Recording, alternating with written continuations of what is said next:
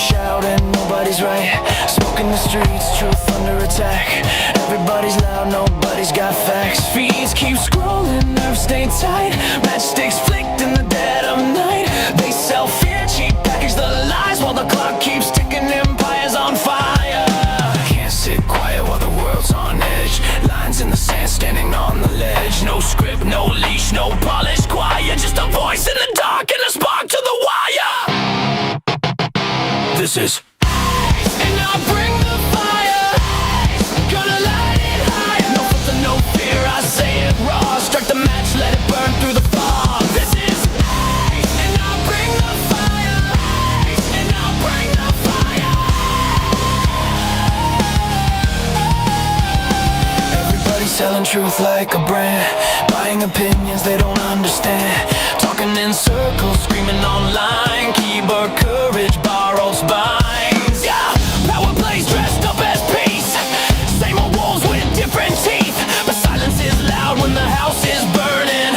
And the fuse is short, yeah, it's still learning. I don't dance for the left or the right. I stand in the heat, I stand in the fight. No strings, no chains, no manufactured choir. Just gasoline thoughts and an open lighter. This is and I'll bring the fire. Gonna light it higher. No filter, no fear, I say it raw. Strike the match, let it burn through the fog. This is and I'll bring the fire. And I'll bring the fire.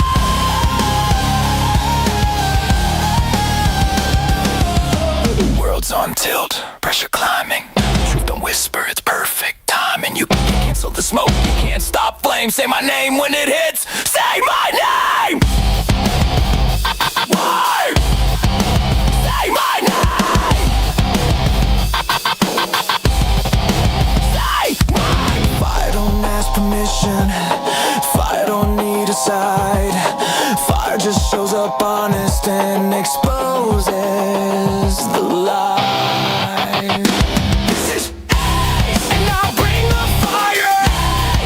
Truth is harder. Burn it down till what's real survives. No smoke, no mirrors, just heat and lies. And I'll bring the fire. And I'll bring the fire.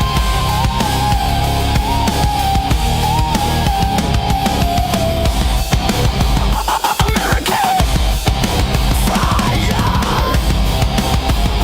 Strike it. Let it speak.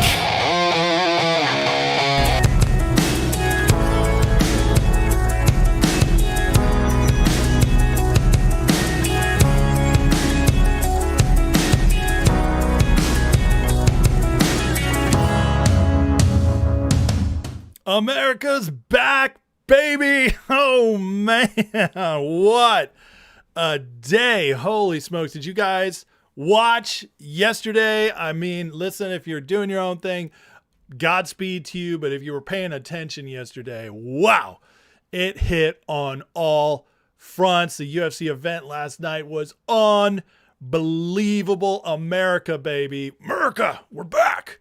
Everything just feels different this morning after yesterday. Oh yeah, and Trump only signed the Iran deal. That's no big deal there. plenty of drama there with Israel almost undercutting it at the beginning of the day, but then Trump still pulling it off. It has been signed electronically. There'll be a ceremony for that on Friday, but we have so much to get to today because yesterday was a vibe shift in the country. You can feel it. Something changed. Once we go through everything in the show, if you missed it, you'll understand a little bit more, but you can literally feel it. We are on a different trajectory. Yesterday changed everything. It was unbelievable. The haters out there, the Trump is controlled by Israel tards, man, they are licking their wounds today as Trump absolutely destroyed their argument once and for all in the most crazy way.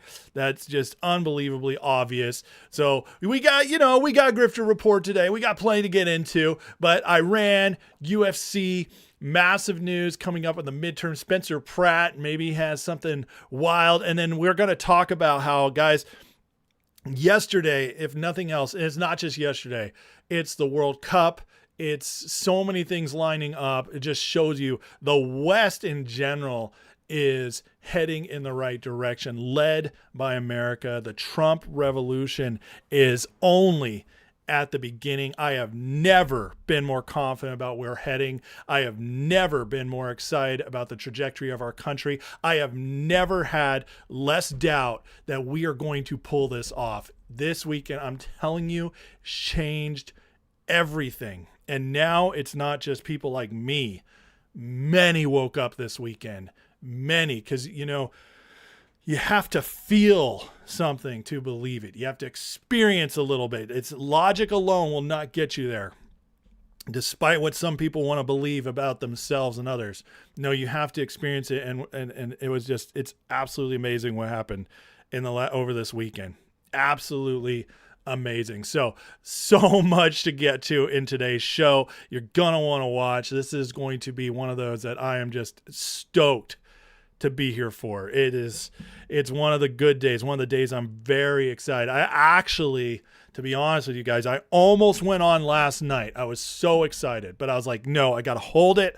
I got to wait to see how some of this pans out. I just want to let it sit with everybody, let them enjoy this day, and then we're just going to have plenty to talk about today. So that's what I decided to do. But man, oh man, this is a good day to be an American, especially a MAGA American, baby.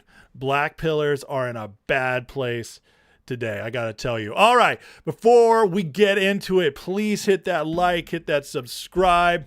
We'll be starting here in just a second, getting into the deeper stuff, but I do want to do some shout outs here on Rumble. We got Sheath, Chrissy Katz, Don Julio, Maui Jimbo, C. Griffin, and Pixel Snap holding it down. Welcome, guys. Oh, and SoCal just snuck in as well. Welcome, guys. Thanks for holding it down on Rumble. Here on the tubes, the YouTubers, we got Armand numero uno today. What's up, my brother? Nick Majors, John RN, Scott Volkovich, Hanako-san, Jay Tyrus, Rome Dog. Happy soon to be birthday, buddy. Tomorrow?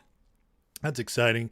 Janice Maga, Jeff Jingles, Henry Perez, Dadbot Todd, The Great Shift. That's a good one for today, man. Perfect name for today. Donna M, J Dog, Tammy Anderson, Jesus Saves, Ray Sandoval, Kika, Lisa Doxy, Mr. Wizard. Mr. Wizard, I like that. Taya Dai, Charmaine Backy, Funny Guy, and who else we got here? Greg Slotten, Sebastian Chose, Pat M, Heidi, Rafe, Dan the Man Green, Golden Code, Cave Diver, Michael Boyle, Susan Burditch, and so many others. Sorry, guys, can't get to all you. Be doing it all day. But welcome. Thanks for watching. Appreciate you guys as always. Please hit up the chat. Let me know what you're thinking. Questions, comments, all of it is welcome, unless you're a troll, and then we boot you. Mods are ready. They spot the trolls. They kick them out. We're not doing that today, guys. Is a pro-America day. Pro-America day. We're getting into it. Flyover was epic. At least so many good things. Let me catch up. I do see a couple tags. So let me get to those real quick. Tagged comments. And then again, as always, if you guys want to get my attention in between segments, please tag your comments so I can see my name, and it makes it so much easier. Or you can always support the channel with a super chat. Well, those are also guaranteed to be read. Sniped Ahead says, SpaceX, baby. Yes, I got my one share. I'm very happy about it so far. He says, innovation's back at the table. We're entering a new industrial revolution, exploring the next great frontier. It's the railroads all over again. I love that. I love that framing. That's beautiful. Dante Joyner with the $5 super chat. Lead by example. Says, God bless America. Thank you for putting me on. Rich does politics. Been watching his videos nonstop. Informative. It's great stuff. Great guest. You learn so much from his guests. He's got, even his guests where I have some disagreements with overall, I believe they're patriots and we just see things different. But yes, definitely great stuff.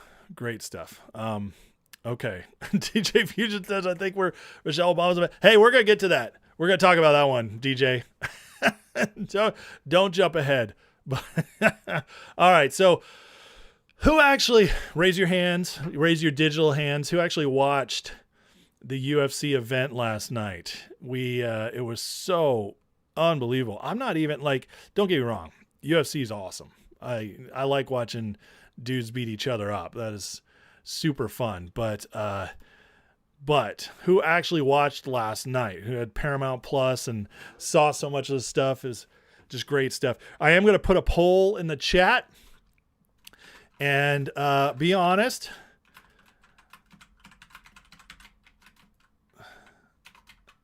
Can you feel the vibe shift after yesterday between UFC event and Iran deal? So much good stuff.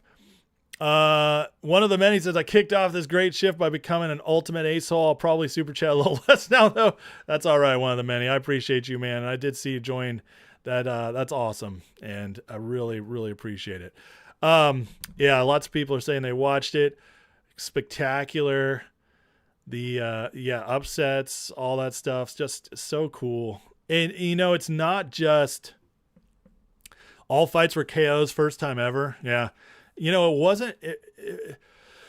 If you missed it, don't worry. I'm going to cover a lot, and I'm not going to get into the fight stuff. That's for you sports fans to go discover on your own. But I'm going to be covering this thing that is even more important: the visuals, the vibe of it all, the patriotism, the masculinity, the testosterone, which is desperately needed back in our culture, the signals, the symbolism, the crazy stuff that had to be God. I mean, I'm just telling you guys right now, I don't, whether your people are faith or not, there's some stuff that's just unexplainable unless it was divine, that we saw last night. So all that stuff we're going to cover because that's what matters the most. That's the stuff that brings the vibe shift. This was not just a UFC fight. This was not just a UFC event. This was something bigger, better, and more important. And there are few events like this in our history. Few sporting events, concerts, whatever, few that matter on the scale that this one mattered. And you can see it when you get into it. It's going to be covered for weeks. And people will remember this for the rest of their life. It was that special.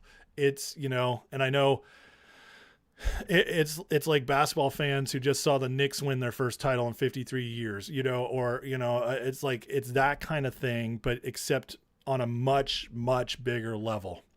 And the fact they pulled this off and they did it in such a way that it just, man, it's incredible. Absolutely incredible. So, Cat Crazy says, Trump injected America with a massive dose of testosterone last night. Yeah, the betas are mashed. Oh, man, wait. Speaking of the Democrats, wait. I don't know how many of you guys saw the counter program they put on. I'm going to show you guys some clips of what the Democrats put together to try to take eyeballs off of USC last night and try to get people not watching so that they had their own festival. And it is so funny. And it's like, once you watch that, if you think you're going to lose, if we going to lose these people long term, it's like, good luck with that. All right. Excuse me real quick.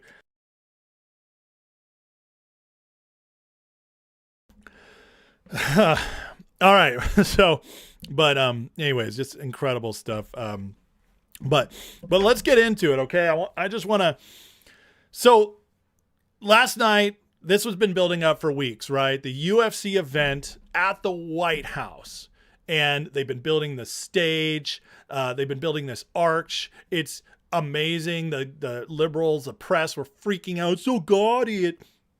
It's taking away from the people's house. But Americans see this and we think, wow, we want to be awed. We want to be inspired. We want spectacle. People always do. And Trump last night, in so many ways, he's always proven to have the best political instincts of anybody I've ever seen. He's proven to be the greatest marketer. As Scott Adams would talk about, he's the most persuasive. He has a master power of persuasion. Well, last night was the masterpiece of masterpieces that they put together. The combined forces of Trump and Dana White and what they pulled off from a visual standpoint, from an event standpoint, just it shifted. It literally, we woke up this morning and America feels different. I'm not even joking about that. Obviously, some people are going to be like, well, I don't feel different. That's not what I mean.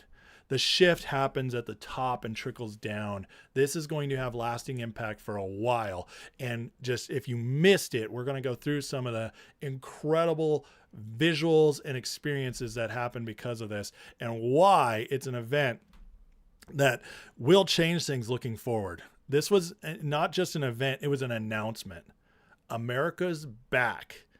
This is exactly the kind of patriotic, exciting, feel-good event Americans needed right now. We needed it to move forward into the year. And with after this, like, good luck feeling bad about yourself, feeling bad about the state of the country. Yeah, okay. You might be like, my bills are still high. I get it. But Reagan ran a massive campaign in the 80s called It's Morning in America Again. And that woke people up, it inspired them, and it got them believing in better times ahead after coming out of the malaise of the 70s, the Jimmy Carter era that was so awful. Reagan woke them up through emotion and inspiration, and that's what Trump accomplished last night, and did it in a much, much more pronounced, spectacular fashion. But here's just how Trump and Dana White started the night by walking out. You can see that awesome arch in the background. So as we go through this, you're just going to look at the crowds they put together. There's estimated to 80 to 100,000 people. Here's the fight arch. Here's at the lawn. I mean, just look at this. Look at the people there.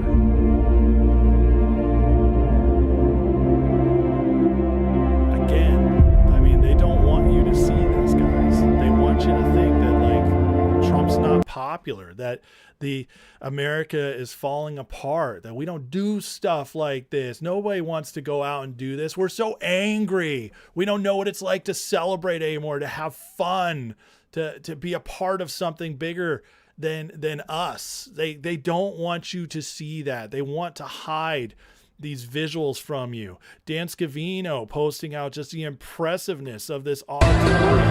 They built this. These lights, everything was to the max level in front of our White House. Look at the symbolism here. This is our house, the people's house. And there's a party going on. This is the modern era too. This is no longer like the staid, boring people in charge. This is what people want to see. This is how you reach the regular people. You do it through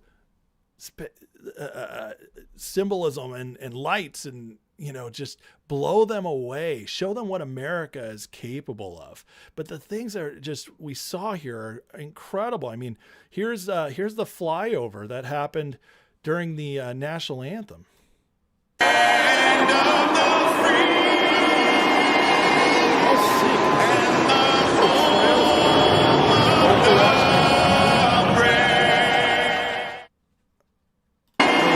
It makes you, who doesn't see this and feel proud and excited to be an American?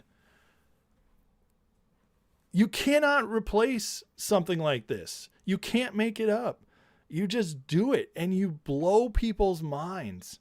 You waken something in them that's been dormant. We've been taught for so long, America's on the decline.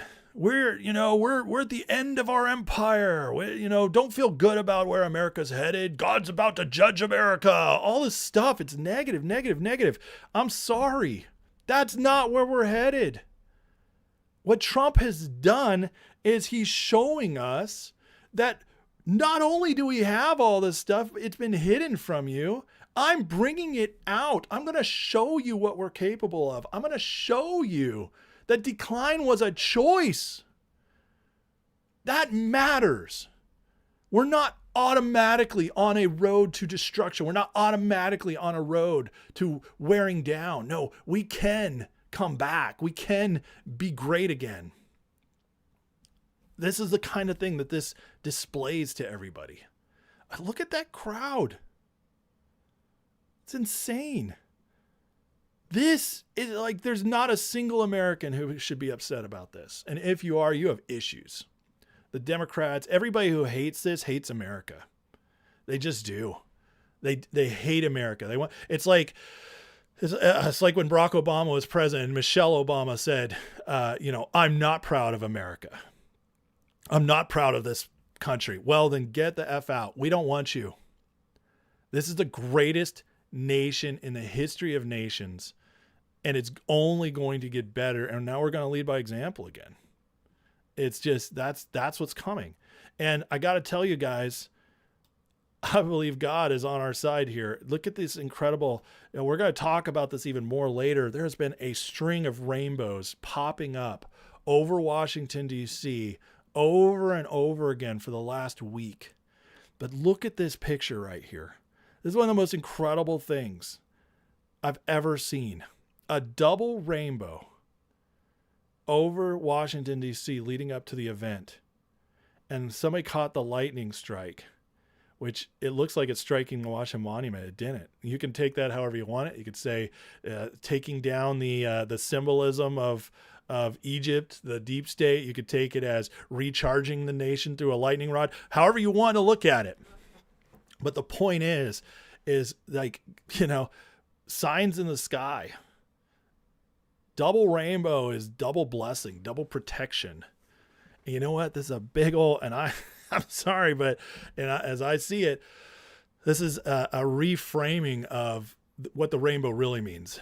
In the middle of Pride Month, God sends double rainbow over the event in Washington, D.C. on Trump's birthday, on Flag Day. Sorry, guys. You can... yeah. People criticize me sometimes for being a little too face-centric on this stuff. I'm sorry. I see stuff like this and I can't see it any other way. I don't, there's just no explaining it another way for me. I'm sorry. I see this as God's favors back over our nation. And truly the best is yet to come. I mean, this is incredible. As Michael Knowles said, the president paid to get the epic flyover UFC video photo. Well worth whatever it cost, but stop to consider he got this picture for free. just unbelievable. Gorgeous stuff. We have even Barstool Sports, which is pretty liberal. It said Travis Pastrana doing backflips in front of the White House. America, F yeah. Again, they pulled out all the stops. This is the lead up to the event. Feel the masculinity, babe. This is America. This is what we do. We show off. The people do spectacular things. That's America. Here's the walking out. Look at the crowd after the fight. 80,000 plus strong. We don't show this to everywhere else. They don't want you to think of a small group. Look at that.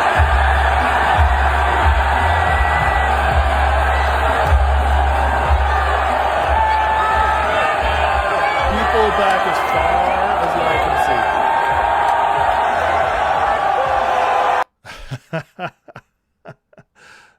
The vibe shift, folks. This is the kind of stuff they won't show you. They're going to hide this stuff too. They're going to hide crowd sizes. Media does not want you to see this, but this is America. They can't get people to show up like this to a libtard event. Nobody wants to show up for this for the WNBA. Nothing against women playing basketball, but the whole NBA structure, basketball structure, is all coded nonstop. Liberal LGBTQ stuff. You won't get that for that. But look, true American patriotism, masculinity, love of country, it brings you out. It brings you out. And it's still being proven.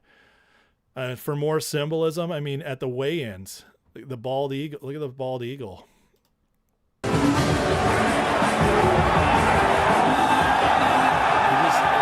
They just nailed it. I can't, this is a deep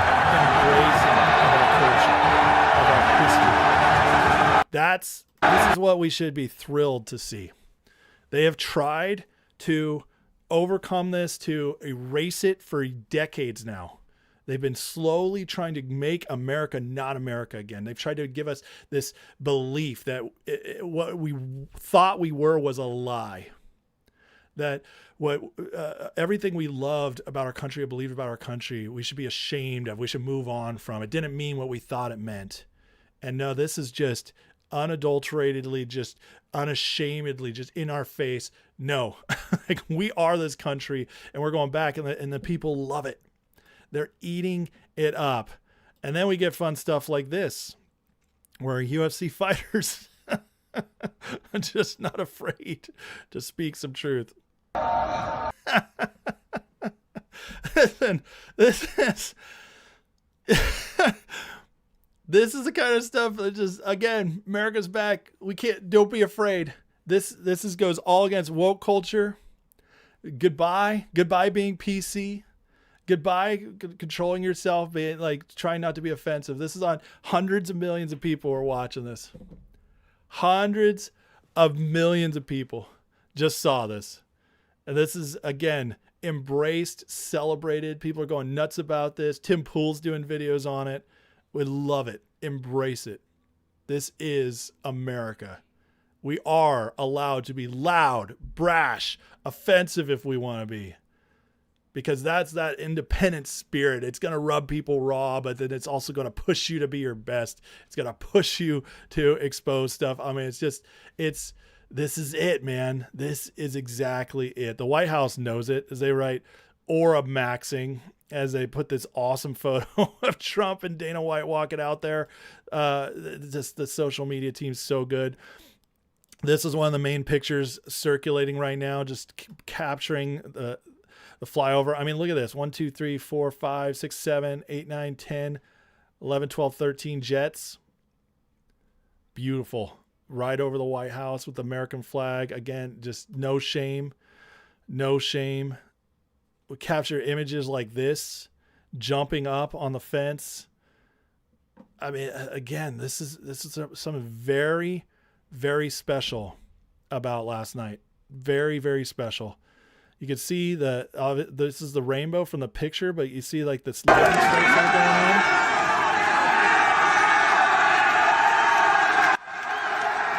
are going on. Craziness. And speaking of that, there was a storm supposed to come on last night, and Dana White spoke about this, how it just parted. I mean, just every way and then tonight the weather ended up I thought the weather was perfect last night. The weather was actually better tonight. So we're sweating the storm all day. The beautiful all day, and then it's looking like from 6 to 9 there's going to be a storm. And this is fucking crazy, but the storm literally went like this and split and went around the White House. And the breeze was perfect. I mean, just everything. You couldn't have had a better night. It was absolutely perfect. Just enough wind to keep the bugs off us. I mean, all the shit that I was worried about played out perfectly. Dana White, not exactly the guy you think of as like a preacher man, but talking about the miracle of the storm that went around and gave him perfect weather. We're talking about DC in the summer. It's nasty up there. It is a swamp. The humidity's awful. The heat is gross. And yet we catch these amazing visuals while also knowing the double rainbow amidst the storm, and the storm goes around the city. I'm telling you, man, this is crazy stuff. This is crazy stuff. And I do believe God's speaking through this event. I absolutely do. I believe there was favor on this event, and it's a show of what's coming for America. I think this is the beginning of something. We are headed. This is the 250th year of our country. And to me, this shows we are heading back into a season of favor. And if you guys study history, seasons of favor, golden ages, they don't go away in 2 or 3 years. They last 20, 30, 50, 100 years. I believe that's where we're headed. I've been telling you guys this for as long as I've been doing my show. But I believe it now more than ever. And last night is to me, more proof of it. Here's we have Rogan interviewing the fighters. They're for an opportunity to do something legendary in front of everybody. 6-1 underdog. Guys, God's always speaking. And for a 6-1 underdog to win on a night like this, that's a sign.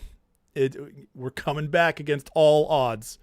And he said it himself. America was a bigger underdog than that. I mean, and these guys are out there preaching the gospel. The biggest stage in the world, the biggest event in the world on our front porch, America's front porch, the White House's front porch. The gospel being preached by the manliest men in our country. You cannot make this stuff up. This is the return, guys. We are here. I'm getting goosebumps just talking about it. I don't know if you can see them, but I'm getting goosebumps just talking about it. This is the shift. This is the shift. And if you're not excited about what's coming, God's trying to tell us, guys. He's trying to tell us. This is incredible. And just in case you forgot, this is where we're at now. This incredible night, this incredible country, back to being great to be an American. I mean, and guys, if you're blackpilling, just remember, this was 2 years ago. The liberals at the White House, our health secretary, our mentally unhealthy secretary, the pride parade going on, the nastiness. I mean, this was the disgustingness we just came out of, the degeneracy. And now, like 2 years later, the difference, it's insane. It's insane. And they try to get us away from, to get us to watch something else. They came up with this. Here's the counter programming that was happening last night during the UFC fight at their rise up, sing out. This was the left's. You guys tell me which side you choose when you see this, okay? You tell me what side you want to be on. When the governor of Texas clicked his little boot spurs and had all the rainbow crosswalks painted over, activists grabbed their brushes and painted the sidewalks instead. Because that's what we do.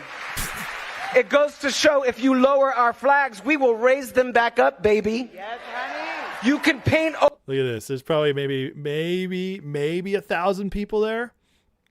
They even darken the back so you can't see. Everybody at this Trump event is celebrating America. Just 80,000, 100,000 people celebrating America. And their counter program is to say, we want to get our flags up there. You hear like the difference, how crazy that is? But hey, they did have Bette Midler to sing an anti-fascist song. Oh, you fascists bound to lose. You're bound to lose. You fascists bound to lose. Hey there, all you fascists. Let me put you straight. When you come for the rest of us, we'll fight you at the gate and you will lose. You fascists bound to lose.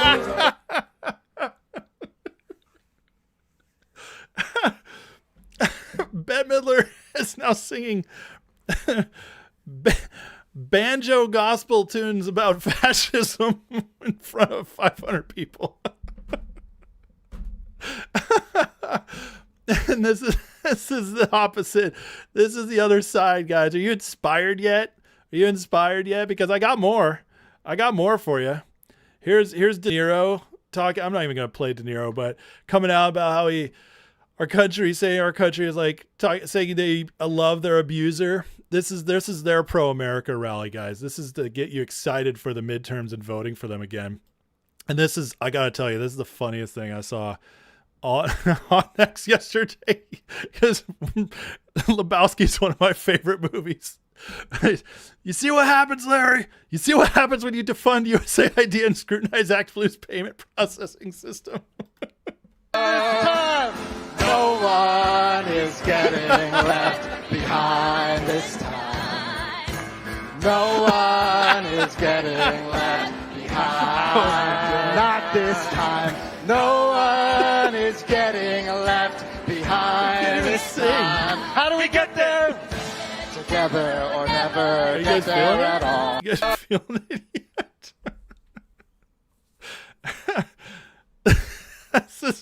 This is what happens when you take their funding away.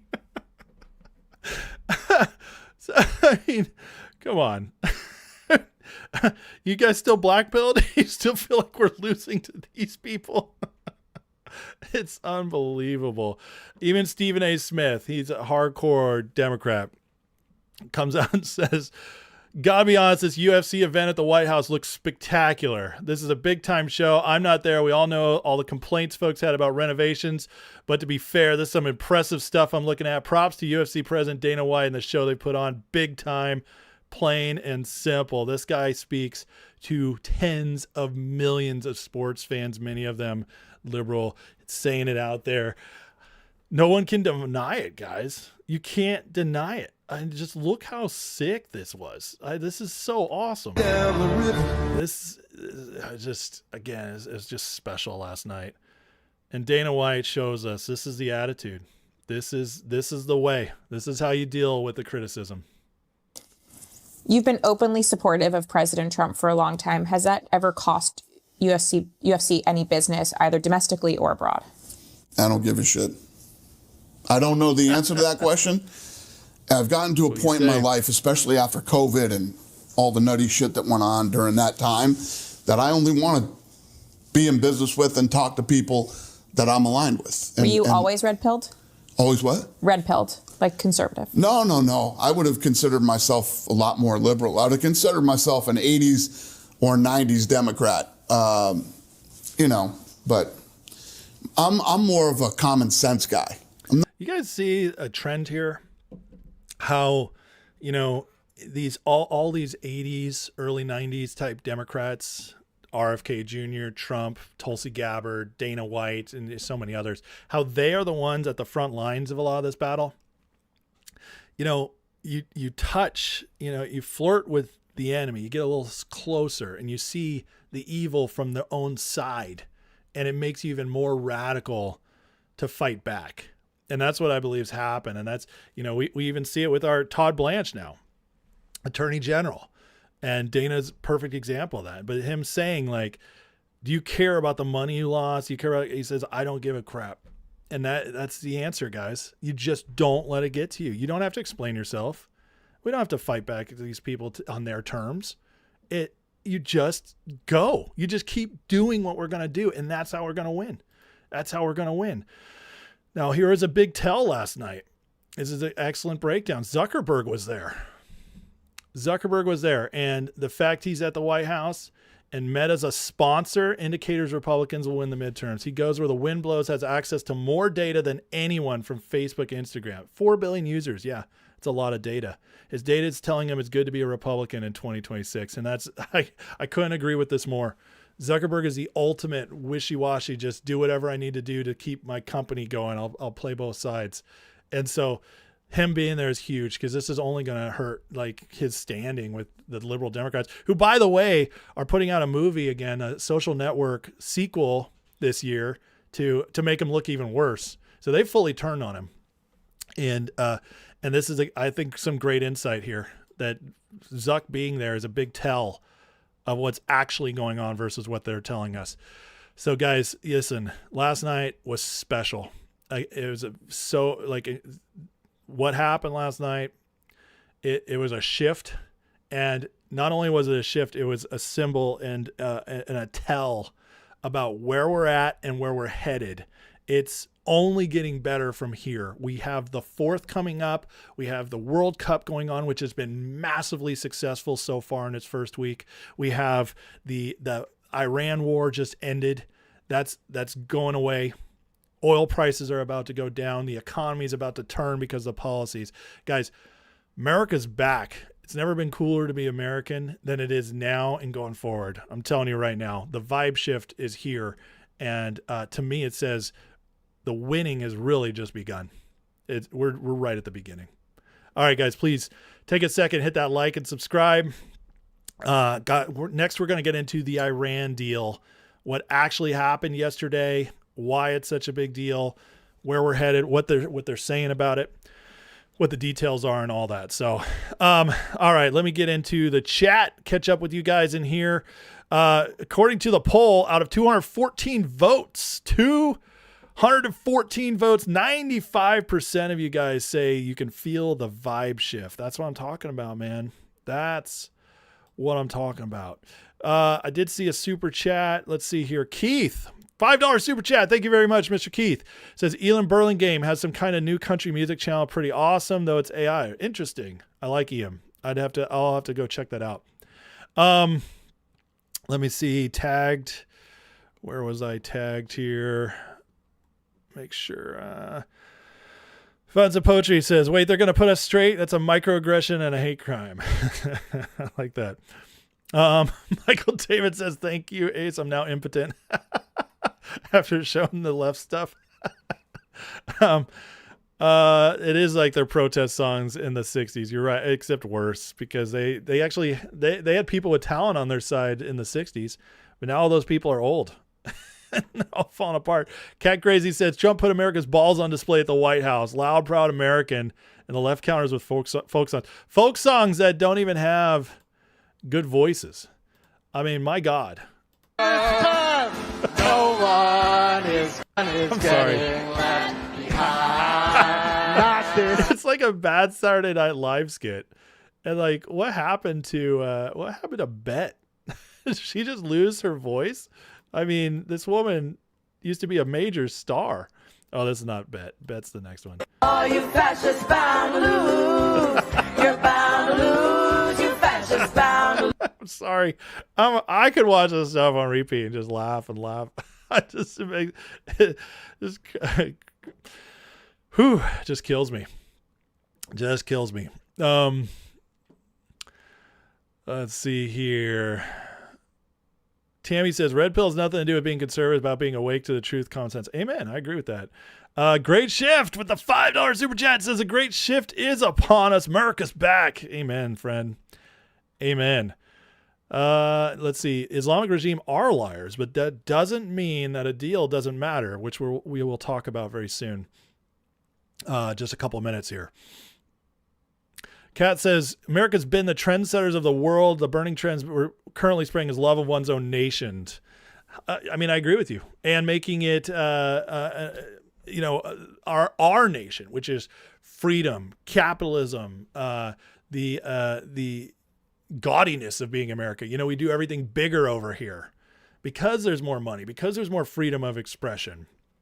I mean, later in the show, I'm going to show you guys some clips that it's been my favorite thing to watch the last couple of days is all the Europeans coming over to America and just falling in love with it because it's totally different than what they were lied about us and just being like, oh my God, like this place is awesome. I'm going to show you guys some of those clips later because they're fantastic. And they're just like, it makes me so happy and so proud of my country. I don't think you guys, like, if you actually sit and think about it right now, what we just came through, you know, the Iran war was the thing hanging over our heads. That's gone now. It doesn't mean that we're never having anything else with Iran, but that big skirmish that everybody was upset about or worried about, that major phase of it's over. Okay. Trump has eased up on that, brokered this deal so we can get to the midterms with no more conflict. He erased all what the haters were saying and proved that we're not controlled by Israel and got rid of the high prices of oil, which are already plummeting. That's a major accomplishment, and that's heading into the midterm. So we got that over us. That fog, that cloud is gone. And then you have this event, which announces like the arrival, basically, of the 250th celebration of our country. That celebration is going to last for the next month plus, all the way through the 4th and probably a couple weeks beyond. Then you have the World Cup, bringing everybody here while we're celebrating. So we're getting blasted out in very positive ways on all these international channels, influencers. It's huge. That's breaking through a lot of propaganda. they're going to get a lot of truth about America here soon. I'm feeling good about America. You get all that momentum and you have the Democrats crashing out. They have no answers. They're fighting us back with this. I mean, come on. Like, this is the beginning of something massive. And I do believe it could completely flip, which I already think we've had the undercurrent of momentum for the midterms. Now it's going to become an overcurrent that is just impossible to ignore. So that's where we're headed. And if you just think about it all like that, it makes a lot of sense. Let's see. The left puts as much time perfecting their talents as their parents. They'll go back to Epstein. Well, they already tried that last week. The New York Times piece. So, just a memo. Yeah, man. Thank you for watching. All right. Speaking of Iran, we need to get into Iran. So let's get ready to get into this. But yeah, guys, before we get moving into the next segment, please take a second, hit that like, hit that subscribe. If you're given the hype button, please hit the hype button. That really helps boost the channel. Not everybody gets it, and you only get 3 hypes a week. So I do appreciate if you use them on my channel, but please take a second, do that. And if you really like this chat, if you really like the show, and you want to support me, listen, I'm not sponsored by anybody. I'm not paid by anybody to do this. I do everything on my own, all the work. This is why there's sometimes issues with the show. I don't have assistants. I do everything myself. I'm self-employed. And so if you want to be a part of supporting the show and the work I do, you can go into the description, click the Patreon link, and you even get a free month. I give you a free month to test it out, see if you like the Discord chat, see if you like the Members Lives, which this week, guys, we're getting back into it. Members Live and classes coming up very soon, next couple days, and catching up from last week where I just got a little overwhelmed on lots of stuff going on in my life. But getting back into that. So it's a great time to join. Click that link, get a free month to the Patreon. Then you can also be a supporter of the channel. All right. The hype button is on the bottom of YouTube, and often you get after liking, it'll give you an option to hype, and that just gives even more.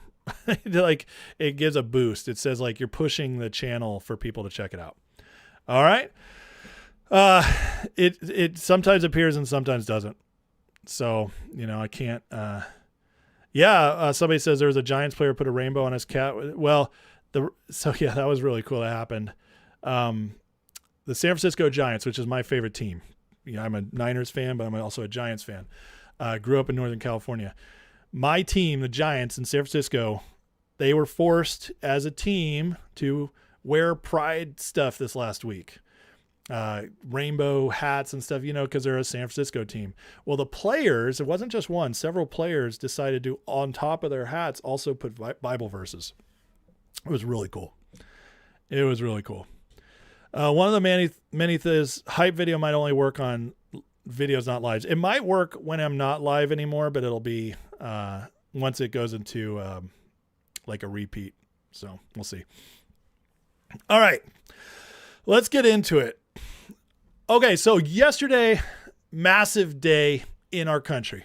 Not only did we have that massive UFC event, it's Flag Day, it was Trump's birthday. We also got, in spectacular fashion and timing, the signing of the Iran deal. It was signed electronically. There's going to be an official signing ceremony this Friday, I believe in Geneva, but the deal is done. And Donald J. Trump announced this yesterday, President Trump, on Truth Social. The deal with the Islamic Republic of Iran is now complete. Congratulations to all. I hereby fully authorize the toll-free opening of the Strait of Hormuz and simultaneously herewith authorize the immediate removal of the United States blockade. Ships of the world, start your engines. Let the oil flow. Love it. He followed it up with, this great deal would bring peace and security to the whole region. Many presidents have tried to make peace with Iran. All have failed before me. Leaders of the region have, for the first time, found a president who can help them achieve real peace. With the opening of the strait upon the signing of the deal on Friday for purposes of mine removal, oil will flow on both ends again for the region and the world. So he's signaling to us the oil is about to really open up. Now, everybody's wondering, what are the details of this deal? And that's JD Vance breaks it down a little bit. But I first want to say, everybody thought this wouldn't happen. We were told, and listen, Trump kind of fed into this a little bit the last month, deal, no deal. But to me, I mean, looking back, now we can look back a little bit, right? Because this does appear by all intensive purposes to be over for a season. And looking back now, to me, it feels like Trump was building leverage that whole time. He was keeping Iran on its toes, not knowing what he's going to announce, what he's going to do. Build it up back and forth, kept the markets at bay with his language, kept everything from collapsing. And now we can look back and say, this might have been an absolute masterclass, the whole way he handled this. All the haters, this is forever wars. Well, now it's 3 months in and we have a deal and we're pulling out. We're de-escalating with what he ramped up last week as like the final send off, the final, like, I can do this whenever I want to, guys. You want to keep playing games? And then to arrange it on his birthday, on Flag Day, the same day as the UFC 250 event. Come on. There is just no way they didn't know this was what they're going to do the whole time. They planned this perfectly. They gamed it out and stretched it out on purpose. Now, just to me, that gives me more confidence looking forward that as they kept telling us, as the White House would tell us, as the Department of War would tell us, patriots are in control. And they just displayed it. But here's JD Vance. There's all kinds of speculation now on what's in the deal. People are saying it's the same as Obama. People are saying we're going to just start paying Iran.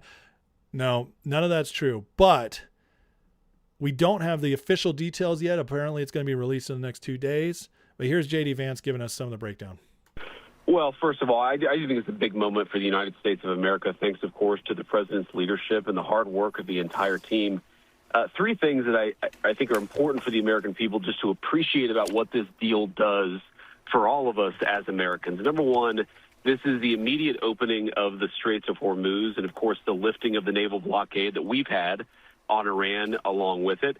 The number two thing that it means is that Iran will never have a nuclear weapon, and not just pursue a nuclear weapon, but procure or try to buy a nuclear weapon as well. That's built into this agreement. And then the third thing is, and this only happens, to be clear, if Iran delivers on their promise. And so there's an approach here where we verify and where there are real benefits so long as Iran meets their end of the obligation. But if the Iranians comply with this deal, it is going to fundamentally transform the Middle East for the next 50 years. It's going to end the war. It's going to make the Middle East more investable. It's going to mean a lot of prosperity, lower energy prices for the American people. This region of the world has been a basket case for my entire life and longer than that. And what the president has really set us to do is to certainly eliminate the nuclear threat of Iran. That's done. But now possibly to build to a new era of Middle East prosperity and success, where it's not a region of the world where the United States has to worry about so much, but where, frankly, we can generate a lot of prosperity for the American people. Interesting. Everything he just said is what we've been talking about, right? About the stabilizing the Middle East now, breaking off this City of London control where they could always destabilize, get us into war whenever they wanted, impact world markets whenever they wanted, mess with the oil markets, the shipping whenever they wanted. What Vance just said is massive. If this deal, if they hold to it, which, that's a big if. Nobody's pretending it's not. However, it's pretty clear we do have all the leverage now and the military might to enforce it. Plus, we get all these other countries to sign on. So you have all this leverage now. You have all this coordination. This could fundamentally shift things. And as Vance said, for 50 years, that's what they're thinking. They're thinking long term, which has just never been done before. No president had the guts to do it before. And especially in a midterm year. Are you kidding me? Unbelievable. But JD has more on this. And I'm gonna play a couple more JD clips because it's very interesting to me. They put him on the circuit. Trump, after last night, he could be on the circuit doing all this, explaining it, but they sent JD out to do it. This is Trump allowing JD to look very presidential. When does a vice president go out to be the one celebrating a deal that was just made, a major ending of a conflict? When does a vice president do that? Never. Not in my memory. But here's JD again with more details. see oil prices from a high of $126 a barrel down to about $80 a barrel today. That's a lot of progress. But it also, Gail, fundamentally extends a hand to Iran and says, look, if you guys are willing to honor your obligations, if you're willing to allow real inspections of your nuclear program, then we will welcome you back into the world economy. I think what the president of the United States wants to do is turn over a leaf of 47 years of a failed relationship between the United States and Iran, but that requires the Iranians to actually honor it their end of the bargain. So when people say that billions of dollars of assets will be released, that's not true.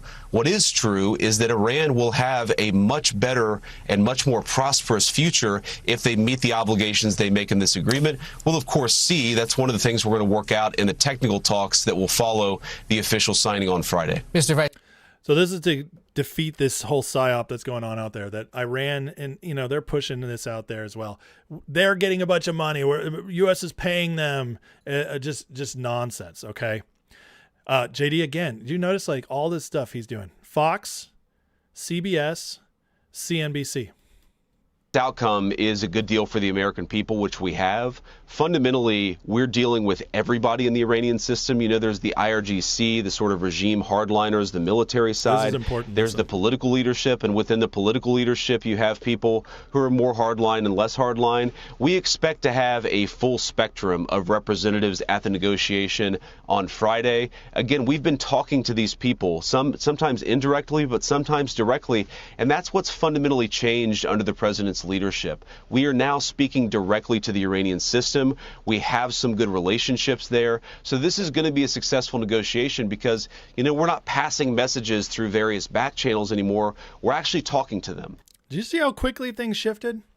Last week, they were talking about, we can't even get to the new Ayatollah Supreme Leader. It's being passed along. He hasn't, it's been 2 weeks. He hasn't looked at the deal. And now Vance is saying we're talking directly to them. Do you guys really think that happened in just 2 days? I just, if you do, I got some, oceanfront property in Arizona to sell you. If you think in just 2 days, this regime completely changed and now no, I'm telling you, there's no way. They've had way more control over the situation than was let on. They have been letting the media bury itself. They've been letting the influencers bury themselves with all this retarded stuff they've been saying, lying about, it's all speculation, but they've been gaming it along. And now they got receipts. They got receipts and they just proved everybody wrong as well. So we had 2 months since the beginning of the ceasefire of media stories telling us all these lies. And now they just undone all of it. And now people are going to be like, well, why do we trust you for anything? It's just more and more unveiling of those people who lie to us. The psyops going on. The Trump administration pulled this off incredibly. But it's just like when Trump said last week, oh yeah, for the last month, 100 million barrels have come out. We've been getting ships out of the Strait the whole time. Pete Hegseth said last night, we've been in control of the Strait the whole time. What were we told? We were told the Strait was closed. Lie after lie after lie just exposed. And JD made we already signed the deal on Good Morning America. Listen, this is important because this was this morning. And this is where he says we've already signed it. Well, we already signed the deal digitally yesterday, and there's been no money released, and that won't change, George. Again, this is a performance-based thing. If we see the Iranians making, for example, taking action to eliminate their stockpile of enriched material, then yes, sanctions relief will follow. If we see the Iranians taking action to allow the kind of verification regime that we need to see to know that they're not going to build a nuclear weapon, yes, sanctions relief will follow. So this is really about walking down a pathway here where the Iranians will be welcomed into the world economy if they do the right thing.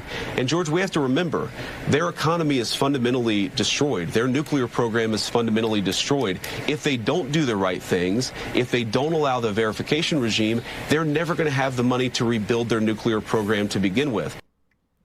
Everything is an if, okay?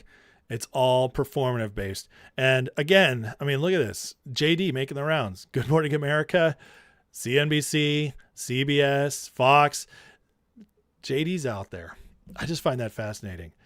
But he's hammering it home. He's knocking back every single thing they say is going on. all the lies from the media. We have it handled. We're going to be watching them closely. They have to earn everything. And that's exactly what you want to hear. Now, here's a great little tidbit breaking down the difference, because this is one of the big criticisms. Oh, it's just the Obama deal all over again. Not quite.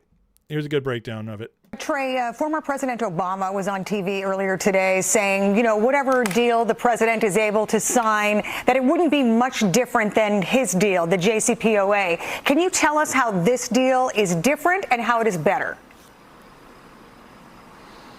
So broadly speaking, the JCPOA deal negotiated under President Obama allowed Iran a path toward a nuclear program. Because when we talk about enriched uranium, and this is really important when we look at the difference in these deals here, and I don't want to give you too much of a lesson on enrichment, but it's actually quite important when we're talking about the Obama deal versus the deal that was just signed right now. During the Obama administration, it allowed Iran to continue enriching uranium. And the way that uranium is enriched, the uranium ore is actually extracted from the ground, and then through a chemical process, it turns into yellow cake. And then another chemical process, it turns into hexafluoride gas. And they spin that gas very rapidly in advanced centrifuges. And ultimately, the heavier particles go to the outside and the lighter ones stay in the middle. And this is repeated over and over again until you get to a higher purity of enriched uranium. And to take enriched uranium from, let's say, 5 to 10% to 20%, ultimately to 60%, and eventually 90%, which is weapons-grade material, can be a matter of weeks, if not days. And so allowing the Iranians to keep advanced centrifuges and then enrich uranium, eventually closer to weapons-grade material, set them on a path toward a weapon, because that is a process that is needed to create a nuclear weapon, even if they weren't doing it at that moment. This agreement does not allow the Iranians, according to this senior administration official, to keep any of their enriched material.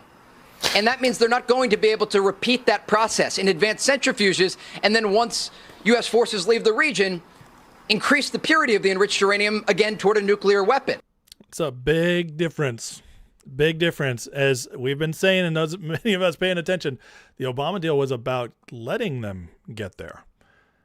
Now, interestingly enough, Israel yesterday, right before the deal was set to be signed, attacked Beirut.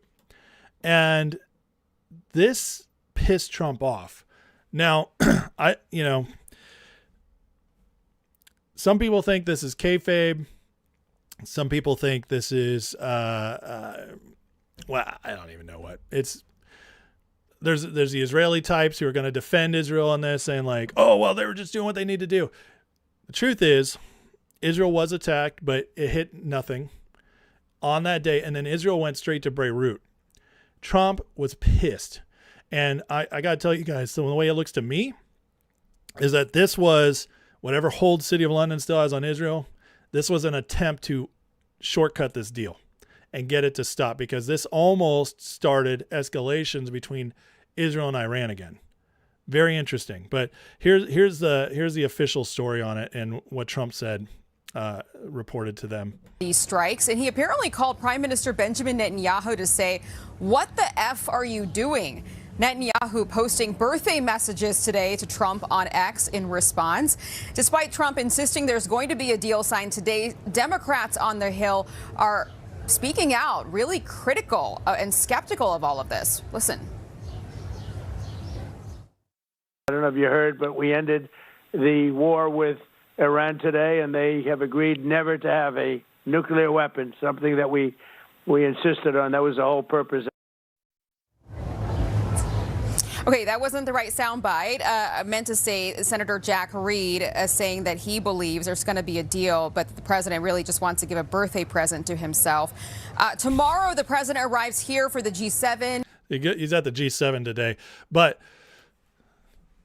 Israel is not happy about this deal, or at least not the war hawks. Okay, just like in America, the neocons aren't happy about it. But the neocons are never going to be happy unless we're constantly in war. Why? Because the neocons, they're grifting on behalf of whatever, the globalist system, City of London, whatever you want to call it. They want war. John Bolton, Mark Levin, these people want war. They are not happy unless there's war, unless there's destruction, unless there's utter obliteration.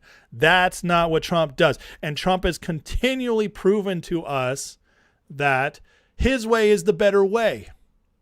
Getting the Middle East to sign the Abraham Accords, getting Israel more peace than it's had in decades is all because of what Trump pulled off.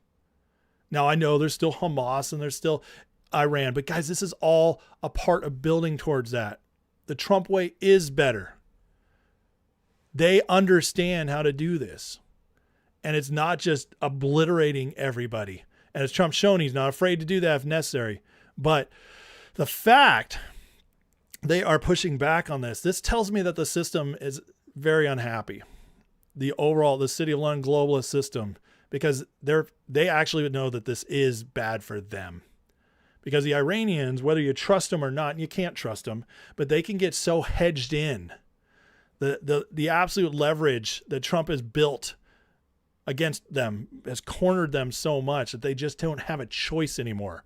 It's either play along or the entire economy collapses. Our military is already completely degraded. We have no defense systems. They take them out like that every single time. Every single time. And so what Trump is doing is going to lead to peace for Israel. As he proved in the first term, already pulled off the unattainable. And listen, I'm all for a country being able to defend itself. I'm never against Israel bombing Hezbollah or trying to take out the Houthis or Hamas. I don't have any issues with that. Go for it, Israel. But what I do have issues with is when Israel does something that's to spite its own face. Getting in front of this on the day of the deal, guys, I'm sorry, but this is where Israel deserves criticism. This was stupid. It was a stupid thing, and it tells me, listen, as we've, a lot of us believe, Israel was created by the deep state, okay? It was created by City of London, all the way going back to the Balfour Declaration. Do I believe the most Israelis are that way? No. I believe they want to be a free, good country. But there's a level of control in Israel from Mossad, from the intelligence agencies, coming down from where it started, that clearly doesn't want this to stop. But I believe it's being exposed, and I believe that's part of what Trump's pulling off in this. But this right here, this report, Israeli officials are poorly alarmed and stunned with Trump's verbal attack on Netanyahu, which he's done multiple times, by the way, now. This is at least the fourth recorded time Trump's gone after Netanyahu on this level. It says Trump's statements a slap in the face, restrictions on Israel have been taken to another level. That's simply just not true. Not expecting Israel to strike Lebanon's incompatible with the behavior of street. This is all lies.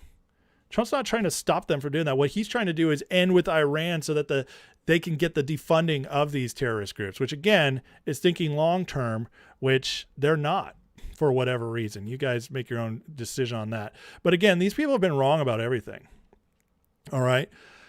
They said thousands of troops would be killed. They said oil would hit 200 a barrel. They said our Gulf allies would turn on us. They said BRICS would join the war. They said stock market would crash. They were wrong about everything. Again, this is just the great exposure happening over and over again. Now that this is finished, we can move forward into the midterms. And guys, I'm telling you, the economic boom is about to happen thanks to what Trump's pulled off here. He tweeted out this morning, ships are starting to move, many loaded up with oil out of the Strait of Hormuz. They're going along the Southern Highway, which is totally safe, secure, and pristine. There are other areas of travel also. Isn't that interesting? Reminding us that the Strait of Hormuz is no longer the only game in town. But now that it's fully open, you have that plus all these other areas. Oil's going to plummet soon, guys. And I know they're going to keep it at a level that keeps them profitable, whatever that level has to be. $50, 55, maybe it can go as low as 40. But regardless, whatever that level is, it's going to get down to as low as it can go. And we're going to start seeing that in the next 6 months or so. As long as this holds, it'll come down, which means our gas prices are going to be under $2 a gallon nationwide. That, my friends, is massive. Okay? That's massive. As Tom Longo says, let the oil flow. It's about taking pricing control away from City of London, which is worth trillions of dollars to them. Trillions of dollars. Now, Speaking of the oil, Venezuela's crude exports have just hit 1.3 million barrels a day. Hormuz crisis is what made this possible. January 26, exports collapsed to 450 excuse me, per day as the Iran war broke out. June 26, exports surged to 1,300 per day. That's just 1.3 million. This is 450,000. Nearly tripling in 6 months. 3 buyers drove the surge. U.S. dominant buyer. Gulf Coast refiners need heavy crude to replace lost Middle East supply. Venezuela had it. This is why Trump just had it all worked out. India, barely present in 25, now a major buyer. Trump's reshaped the entire world in the Iran conflict, just as we were saying back in March when it first happened. We were proven right. Those of us who actually were believing Trump was doing a good thing here and that the whole City of London thing is legitimately what he's trying to break, we've all just been proven right. Whether it's me, Promethean Action, Tom Luongo, Ian Burlingame, you name it. The people paying attention to this have all been proven right. This is massive. Okay? It literally reshaped, and it's also turning out exactly how we thought and hoped it would. I could be honest. I didn't know if it would all work out well. I just trusted. And trust in Trump continues to pay off. China stepped in when U.S. buying dipped, now sharing the market. Logic simple. Iranian heavy crude off. Middle East sour grades can't transit Hormuz. U.S. and Asian refiners built for heavy feedstock need replacement barrels urgently. So Venezuela just shooting up. I mean, look at this. This is amazing. And now, because of our alignment with them, we are one of the biggest beneficiaries of this. It's unbelievable. Absolutely unbelievable. Now, X-22 report is sharing that there's some reports that Iran's collapsing the access tunnels leading to their highly enriched uranium, closing off all their nuclear stuff, all the dust. Well, this tells me a couple things. It affirms the fact that we won and this is over because we're going to be getting in there. But next is like he says this. Why would they be doing this? Because Obama and Clinton are instructing them to destroy the evidence before Trump gets in there. That's very possible. Uranium 1 evidence. But who's another way we could say Hillary and Obama? We could say City of London. The globalists. The cover-up always gets you in the end. We are going in. We will dig it up. Those isotopes will be traced back to the United States. We can hope so. I truly do. I want us to get our hands on it so we can prove it. But I do believe we'll be proven right in this over time. Now, this is crazy, okay? I know I always get crap when I share the Q stuff. I don't care. I don't care. You guys don't have to listen to this part. But literally 8 years ago on June 19th, the post was free Iran, fight, fight, fight, regime change. People have the power. We stand with you. Well, this June 19th on Friday is when we're having the signing ceremony. You guys do with that what you will. Do with that what you will. But I just find that pretty crazy. Now, with all this going on, Putin called Trump yesterday. Hour-long call on his birthday. Congratulate him. You think it's, he said he was the first foreign leader to call him, but do you guys think this is the only reason he's calling just to say, hey, what's up? No, as it's coming out, and this actually just posted, the Trump in G7 is talking about Zelensky and Putin and bringing peace to Russia, Ukraine, which is exactly what we said could happen because of Iran, that it could lead to this. Listen. Very good conversation yesterday with President Zelensky and President Putin. And I see maybe we can do something there. I really do. I think they're both open to it. So, now that this is finished, we're going to be focusing on that, see if we can get that one done. 25,000 people a month are dying, mostly soldiers, and that shouldn't happen. But had two very good conversations yesterday. We'll be talking about it. And we had a really exciting, I think maybe one of the most incredible evenings in the history of the White House. So we had an evening. So he talked to both Putin and Zelensky yesterday after signing the deal. I mean, come on, just do the math. What's coming? If he pulls this off, this will change everything.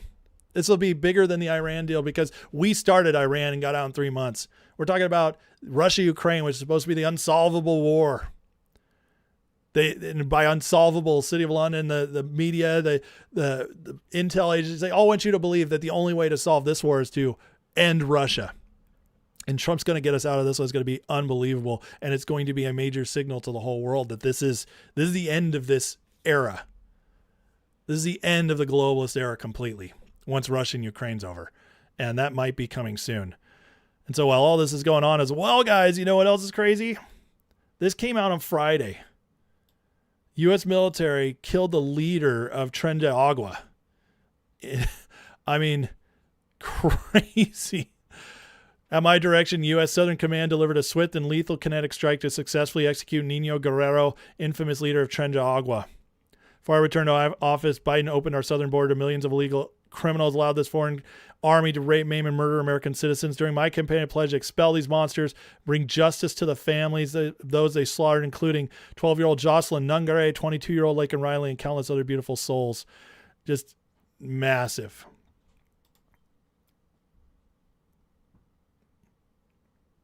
Goodbye. We've just never seen anything like this, guys. A president and our military operating on so many levels. So this weekend, we got the end of the Iran hostilities, and we'll see where that ends up. We have Trump proving yet again, and this time beyond a shadow of a doubt, he's not controlled by Israel. We have the taking out of Tren de Agua's leader, another signal that he's taking out all the cartels and all these gangs in our hemisphere. And then he has talking to Putin and Zelensky about peace. He's doing it all. It's unbelievable. And if we just even get through the end of the summer and any of this stuff is cleaned up on top of Iran, on top of oil prices going down, on top of July 4th, Trump's going to be riding high. The MAGA party, Republican Party, is going to be riding high into the midterms. These are massive wins, and he's literally reshaping the global world order right before our eyes for those paying attention. It's an incredible time and a historic time to be alive. I'm loving it, and I can't wait to see how the winning continues. All right, guys, please take a second, hit that like and subscribe. Appreciate you guys watching. If you don't mind helping the channel out with the like and subscribe. Next, guys, we got some news to get into with the midterm. Spencer Pratt just dropped a bomb the other day about how he might get back into the race and win. So we're going to cover that as well as other trends heading into the midterms. Then we have a grifter report, and then I got a whole breakdown of other reasons to get really excited about where the West is headed. Especially our country. So please hit that like, hit that subscribe. Think about maybe joining in the description. Click that Patreon link. Get a free month to my membership. You guys can try it out with all the stuff in there. Discord, members lives, all that. Mario with the $5 super chat says, even the ISA World Cup soccer team playing amazing. They won 4-1. Oh, USA. With ISA. Even the U.S. soccer team played amazing. They won 4-1. Total U.S. weekend awesome. Amen, brother. They won 4-1 against Paraguay. It was beautiful, and it was really cool at the end. They all gathered to pray. It was awesome to see. Another huge super chat came in from Dante with the $20 super chat. Thank you very much, sir. Says, now that we're on the verge of the shift happening, what was the federal government? I'm guessing you mean what will the federal government do about these influencers spreading communist propaganda? I feel it's a big part. Well, I believe they've been using the last few months to out these people. Remember, once Iran started, they all shifted within a couple of weeks, which to me was all assets deployed time. That was pure desperation. Now we all know who they are, and it's obvious now, whether it's Tucker, Alex Jones, Megyn Kelly, Ian Carroll, Dave Smith, you go down the list.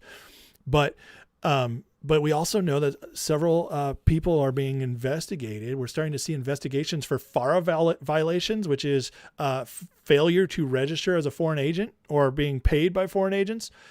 So that's happening. I believe there's a lot of investigating going on behind the scenes. I do. And it'll be exposed here soon. So thank you, Dante, for your super chat. I appreciate that.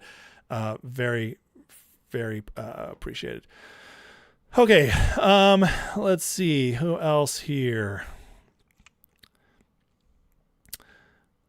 I like when people are like, "Oh, JD Vance is ignorant about Islamic regime." I like when people think they know more than the people in charge who are pulling all this off know. That always makes me laugh. I will say that there's not one person outside of our government and working behind the scenes with these people who understands these people and what they're doing in the world more than they do. They understand the most. And anybody who thinks they know better, if you think you understand how to handle things better than Trump, you have no idea what you're talking about. You think you understand more than JD Vance or all these people who are actually working towards it, Marco Rubio, that's just pure arrogance. And it tells me like there's a fundamental belief system that somebody has that like might blind you to the truth of what's actually going on. And you should always be humble enough to understand that there are people closer to these situations that always know more than we do. And so, but if you're saying like you trust Bibi Netanyahu more than Trump, well, that's fine. But I think that's crazy. Dan the man with a couple gifts. Thank you, Dan. I appreciate that, man. What were you sending? Some jewels. I like it. I appreciate that. Let's see here.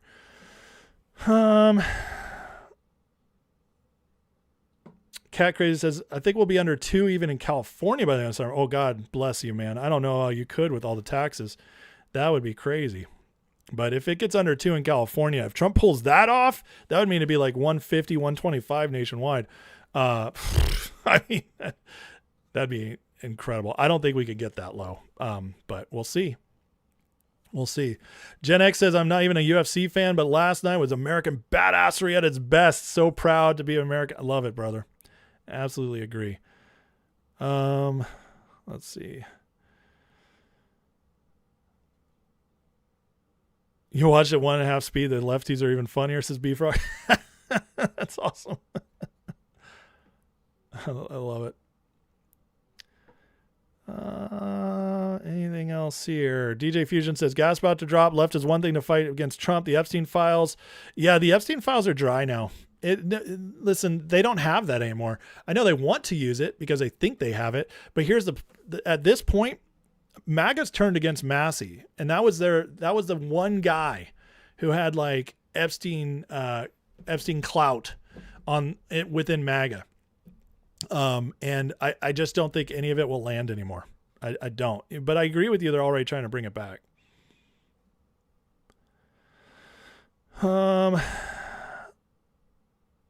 Let's see.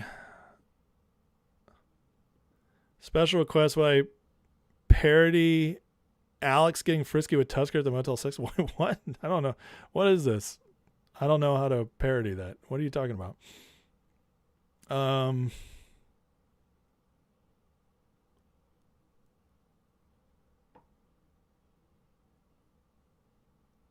right, let's see. All right. Okay, well, let's get moving. We'll go on to the next thing. Again, guys, as always, please feel free, light up the chat, get in there. Great people, the best community on YouTube. Get your discussions going on, but questions, comments, please tag me so I can see them. And disagreements are welcome, just no trolling. We don't do trolling. So, Laura, you really don't understand what's going on. Sad. Just sad. But God bless you anyways. DJ Fusion says, you're black. If Michelle Obama's a man, that would devastate the black community. What? Really? You really feel that way? Is it because you guys thought she was attractive? I don't get it. That's funny to me. Pruder says, come fix Europe next. Here's the thing, Pruders. I want you guys to get saved. I really do. I pray for it. I believe for it. But here's the thing that you're missing. Like, Trump can't go over there and save Europe because here in America, the people had to choose Trump to save us. It was the people who backed him up.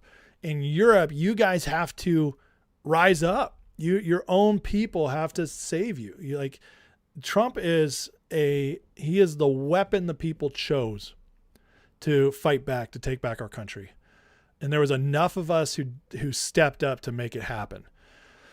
Europe and Trump could not keep moving forward if the people weren't behind him.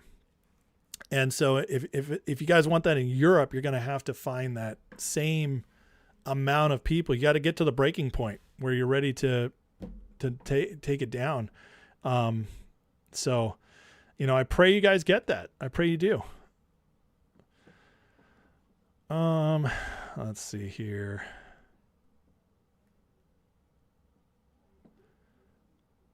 What Trump is doing is he's making it so your guys' system is no longer, he's making it so your system is no longer tenable. And so in that collapse, it's going to prove to the people that you guys have to change. And so I hope that brings it. Had a theory. Pratt's a Trump asset after his home burned down. Trump camp approached Platt with a detailed plan and phases to break LA system. Interesting. I haven't heard that theory, but I could see it's possible. You thought Massey had more Epstein info to unleash? Yeah, well, that's never coming. And if it comes, it's going to be a big old nothing burger. Just wait. Laura, I don't even know how you could say Trump betrayed America. That is absolutely insane. Nobody pays more attention to this stuff than I do, and you just don't know what you're talking about. I'm sorry. I don't know who lied to you, but it's very sad. All right. The proof Michelle's a girl. I don't need to see that proof. That's funny. Okay, Laura, you're gone. I don't think you're real. I actually don't believe her that she was a Trump voter. I think she came in here to lie to us that she's a Trump voter just to troll the chat. Because the stuff she's saying, does nobody who voted for Trump could actually believe. It's insane. She's gone. Goodbye. That's trolling. That was a fake Trump voter. I'm sorry. That was totally fake. To say that, like, you could criticize. I know people who voted for Trump who are mad about gas prices. That's legitimate. Maybe mad that he hasn't, maybe mad about the Epstein stuff because they fell for the PSYOP. That's legitimate. To say that Trump allowed us to become more, like he sold us out to Islam, that is so insane. That can't possibly be real. So sorry, Laura, you're a troll. Goodbye. You're out. That was fake. That was so fake. Holy cow. At least try to be like realistic. That is so insane. What an insane thing to say. Oh, yeah. We don't do the trolls here, guys. We don't do the trolls. All right. Whew. So Spencer Pratt's fighting back, guys. This is awesome. He dropped this video last week on Friday after I did my last live show. And basically Pratt's saying he's not going down without a fight, and he's got some things that the other two candidates that somehow beat him, with the 50 days of counting or whatever we're on, the fraud California elections. He's saying that he might have something to take him down. This is awesome. Listen to this.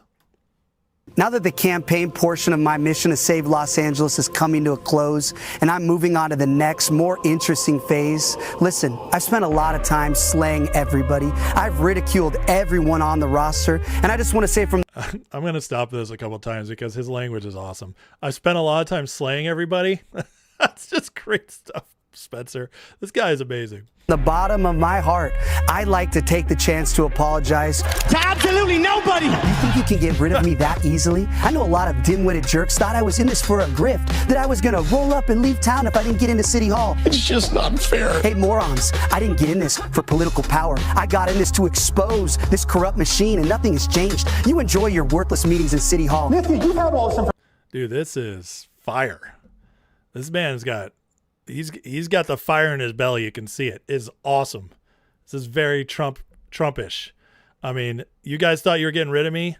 You guys thought I'm grifting. This is awesome. I'm becoming a massive Spencer Pratt fan. This is every day, more and more. This is unbelievable. And this to expose this corrupt machine, and nothing has changed. You enjoy your worthless meetings in City Hall. Nikki, you have all this information. You're running for mayor. Show what you're really about, or get the fuck out of the race. I'm going to be lighting you up every single day, and now I don't have to worry about offending CNN viewers. I don't have a campaign laws hamstringing me now. It's war.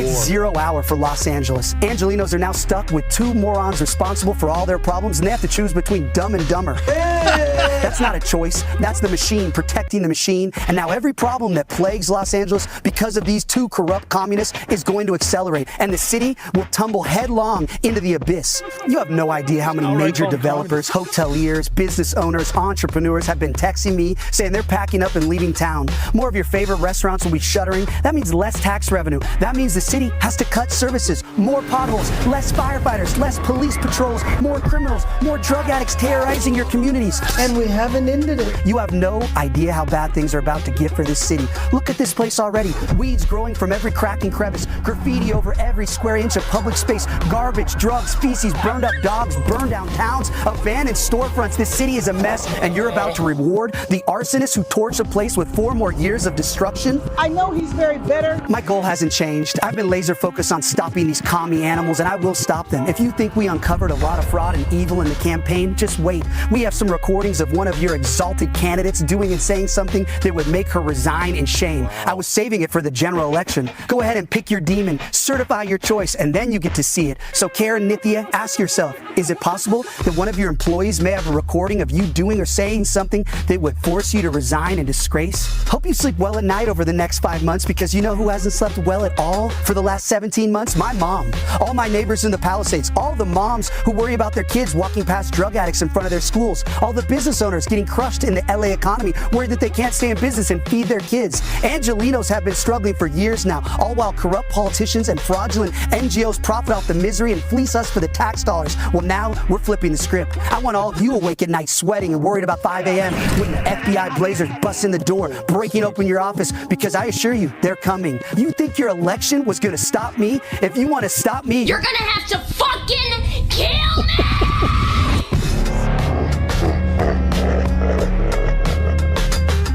Holy cow, man. What a badass. That got me riled up, man. Pick your demon, calls him communist. He's standing in front of the church at this part. Like, just, man, they're not ready for this guy. This is California, man. They aren't ready for this guy, but this is exactly the kind of guy who can change California, who can get in, bring change, who could actually fight back and win. This is huge. I mean, he's not done. And with this, like I said, the Supreme Court ruling I keep bringing up, if that comes, there's going to be a fight.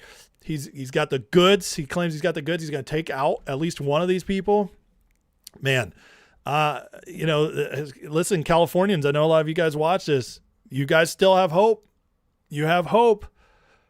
Pratt ain't going away. This man, I mean, dude, that was sick. The ending right here just really got me.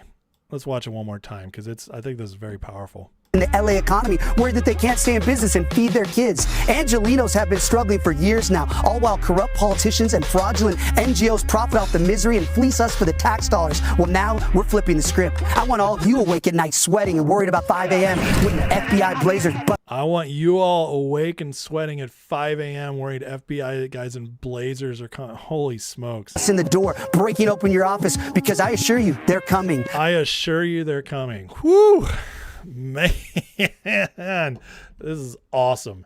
Listen, Pratt's going to inspire a movement. He's going to inspire a movement in California. This is the beginning of California changing. You can feel it as you watch this. I mean, our nation is changing, right? We've been covering the UFC event, the Iran, what Trump is doing. It's just that shift. It's starting. You can feel it. Well, this shift is coming to California as well. It's got, it might take a little more time. It's a bigger battle. Well, not a bigger battle, but a more entrenched battle for one state, but it can come. And California is very red, except for a few spaces. But with this, man, I mean, imagine this. People see this. By the way, Spencer's got a huge following in California already. You post stuff like this, you get it out there, all of a sudden you inspire other people who know the corruption. They might finally come forward either as witnesses or bring documents to Spencer. This is the beginning. This is just what Trump did for our nation. Trump came out, started calling all these people out back in 2015 and 2016, saying stuff nobody else would say. And then he won. And now it's been a 10-year process of continuing that win and moving forward. And it's getting better, not worse. Pratt is the beginning of this for California. I could feel it all over it. This is massive. So it's not over, guys. It's not over. So you have Pratt still fighting in California. And while he's fighting, there's a lot of signs the economy is about to get better. So first of all, Peter St. Ong did a great little video about inflation, because this is the big story right now. Inflation is the highest since Biden. It's terrible. Trump's falling apart. But it's all in energy. And now listen to how Ong breaks this down, because, guys, with oil prices cratering, this is going to turn around fast. Inflation jumped to its highest since Joe Biden's auto pen. Is it time to eat the pets or shut down Congress? Last week, the notorious Bureau of Labor Statistics released inflation numbers for the month of May, coming in at a torrid 0.5% on the month, which is over 6% annualized. Left-wing media positively crooned. The Daily Beast wrote, quote, "Trump humiliated as inflation rockets to a new high." Now, the good news is inflation's down from an annualized 8% the previous month and 11% in March, the first month of the war. The bad news is this now takes us to 4.2% on the year, the highest inflation since we escaped the clutches of Biden. I love that. But here he talks about how the only way this goes bad for us is if we panic. And you know what? I was going to play this whole thing, but I'm just going to skip through. And because this is what matters right here, is everybody starting to see it. All right. The U.S. recession odds are now plummeting. We're down to 16%. So as of last October, economists were saying 46% chance we'd have a recession this year. Everybody was betting against this economy. Everybody. I mean, and this is 46% were saying recession will be here. Everybody else was just saying like this, we're not going to get better. You know, tax cuts for the rich only. But meanwhile, everybody paying attention knew 18 to 24 months after a major thing passes, like the one big beautiful bill, and Trump has all this time to keep deregulating over and over again, 10 cutbacks for every new regulation, that is unleashing the economy. Imagine how much faster this would have taken off if we didn't do Iran, but obviously now it's a long-term fight. But Trump pulled it off at the perfect time. And now only 16% of people are saying we have a chance of going into recession. I'm telling you right now, guys, that chance is much lower than 16%.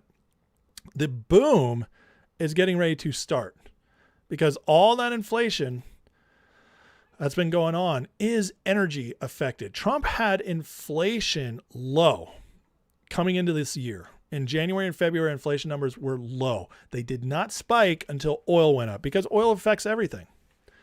But it's not inflation. This is the problem with calling it inflation. See, inflation is not just prices rising. And that is the problem with our CPI print, our PPI print, is that they look at just prices rising and call it inflation. But it's not. It's rising prices. It's supply and demand. It's a capitalist economy. Real inflation comes from printing, because then you devalue the dollar by sending out thousands and trillions and millions of more dollars out into the economy, and those dollars got to land somewhere. And so what it does is it just rises all the boats and makes all prices rise. That is true inflation, because it can't go back down unless you decrease the money supply as well, which just doesn't happen. So inflation that we are thinking, all these rising prices, because it's not real inflation, it's not going to be sticky. And because it's not going to be sticky, it'll plunge fast. And so as it goes down, while also the tax cuts get more, take more effect, the companies keep investing more, foreign countries keep investing more, the trade deficit keeps going lower, all of Trump's policies are getting ready to set up a boom. And I'm telling you, Democrats know it, because a lot of these people are Democrats. These economists, they're Democrats. They're the Wall Street types. And Democrats now are starting to make moves because they're scared. They know like somebody like Graham Plattner is toxic. Look at this. The DNC has removed Graham Plattner's Senate race from online advertisements. It used to say 6 Senates and races in dead heat. Now it's up to 5, but they just took off Plattner because they don't want people thinking about him. This is excellent. This is excellent news. So they're starting to panic over their own candidates. Now we have oil prices are going to go down, so the economy is going to start turning around. And then Trump's hinting that a lot more is to come with Pulte. Listen to this. Why are the Democrats so afraid of Bill Pulte at DNI? He would only be acting. What do they have to be afraid of? What are they hiding? There must be something big, mustn't there? He posted this yesterday. Trolling the Democrats over Bill Pulte. How interesting is that? He's got them big scared. Think of all the momentum that's building up right now for Trump. Think about that Pratt ad I just played for you guys. The sweating at night, knowing the FBI is coming. Well, Trump is doing the exact same thing to these Democrats. He's putting them on notice. What are you guys so afraid of? I'm coming for you. What is it about Pulte? It's the ultimate troll. Because right now, the Senate is fast-tracking his appointment, Clayton, who would be the actual confirmed ODNI, which that's the attorney from SDNY, which has the Epstein files, COVID files, on and on. There's a lot of exposure that could come there. But he's got them so afraid of Pulte that they're now rushing this guy through. He might be confirmed as soon as next Wednesday or Thursday, which means Pulte won't actually get in. This seems like, to me, more and more like a troll, like Trump rug pulled them. Put Pulte up there so they'd all be terrified and they would actually rush through the guy he really wants, the guy with experience. Now, I'm not saying Pulte would be bad. I'm sure he'd be great. He's a bulldog. He's a Trump loyalist. He would just go hard. He doesn't seem to give two Fs what anybody thinks. He'd be awesome. But this guy who's actually been in the mix of all this intelligence, I think he's the real one Trump was planning on the whole time. And because it's kind of like the Matt Gaetz thing. Remember when Matt Gaetz was nominated and MAGA went crazy? Yeah, Matt Gaetz. We love Matt Gaetz. And we did. But then within 4 days, Matt Gaetz turned down the nomination because it was clear he wouldn't get through because Congress hates him. But then Trump got Bondi in and she got cleared through. Now, whatever you think about Bondi, I think it's pretty clear at this point that the DOJ needed to be cleaned up. And I continually see Trump just getting people he wants. Todd Blanche is killing it right now, and he's about to be confirmed as well. This is, I think Gaetz was pulled so that Bondi could get in, and now I think he's doing the same thing with Pulte. And truth be told, the more I've seen of Gaetz, I think we dodged a bullet by him not getting in. And I don't think Gaetz is a bad dude, but I think he's undisciplined. I don't think he would have been able to do the job. And not what they needed it for anyways, which is a year of fixing the DOJ so it could be built up to become the attack dogs it need to be. Full of loyalists, weeded out the crappy ones, the Democrats, the establishment types. And we know Bondi did that. That's a fact. And you can hate her for whatever other reasons, but we do know she did that and did it well. And we're seeing the DOJ she built being used by Todd Blanche now. Could Trump have done the same thing with Pulte? I think he might have. Here's another one. A few Democrats are against FISA with or without Pulte going to DNI as acting. What kind of a deal is that? Besides, I'm against FISA if it doesn't come with the Save America Act attached to it. Wow. So they were holding FISA over Trump's head with this Pulte thing, as if they had any leverage. And then Trump just comes out and says, I don't even care about FISA if you guys don't pass Save America. FISA expires this week. Are they really willing to let their surveillance go down, the deep state surveillance tool? Are they really willing to let it go down? I think Trump's playing chicken with them right now. Because now they're stuck. They have to fight it for their base because they chose this fight. And Trump just told them, cool, put the Save America Act on it. Otherwise, I don't care either. Will they actually let it expire? Oh man, Trump's playing 4D chess with these people. And just like he says, they're Democrats. They are stupid because they had it good and easy for so long. They didn't need to be that smart anymore. The ones they did have that were smart, like Obama, are lazy. They're lazy and arrogant.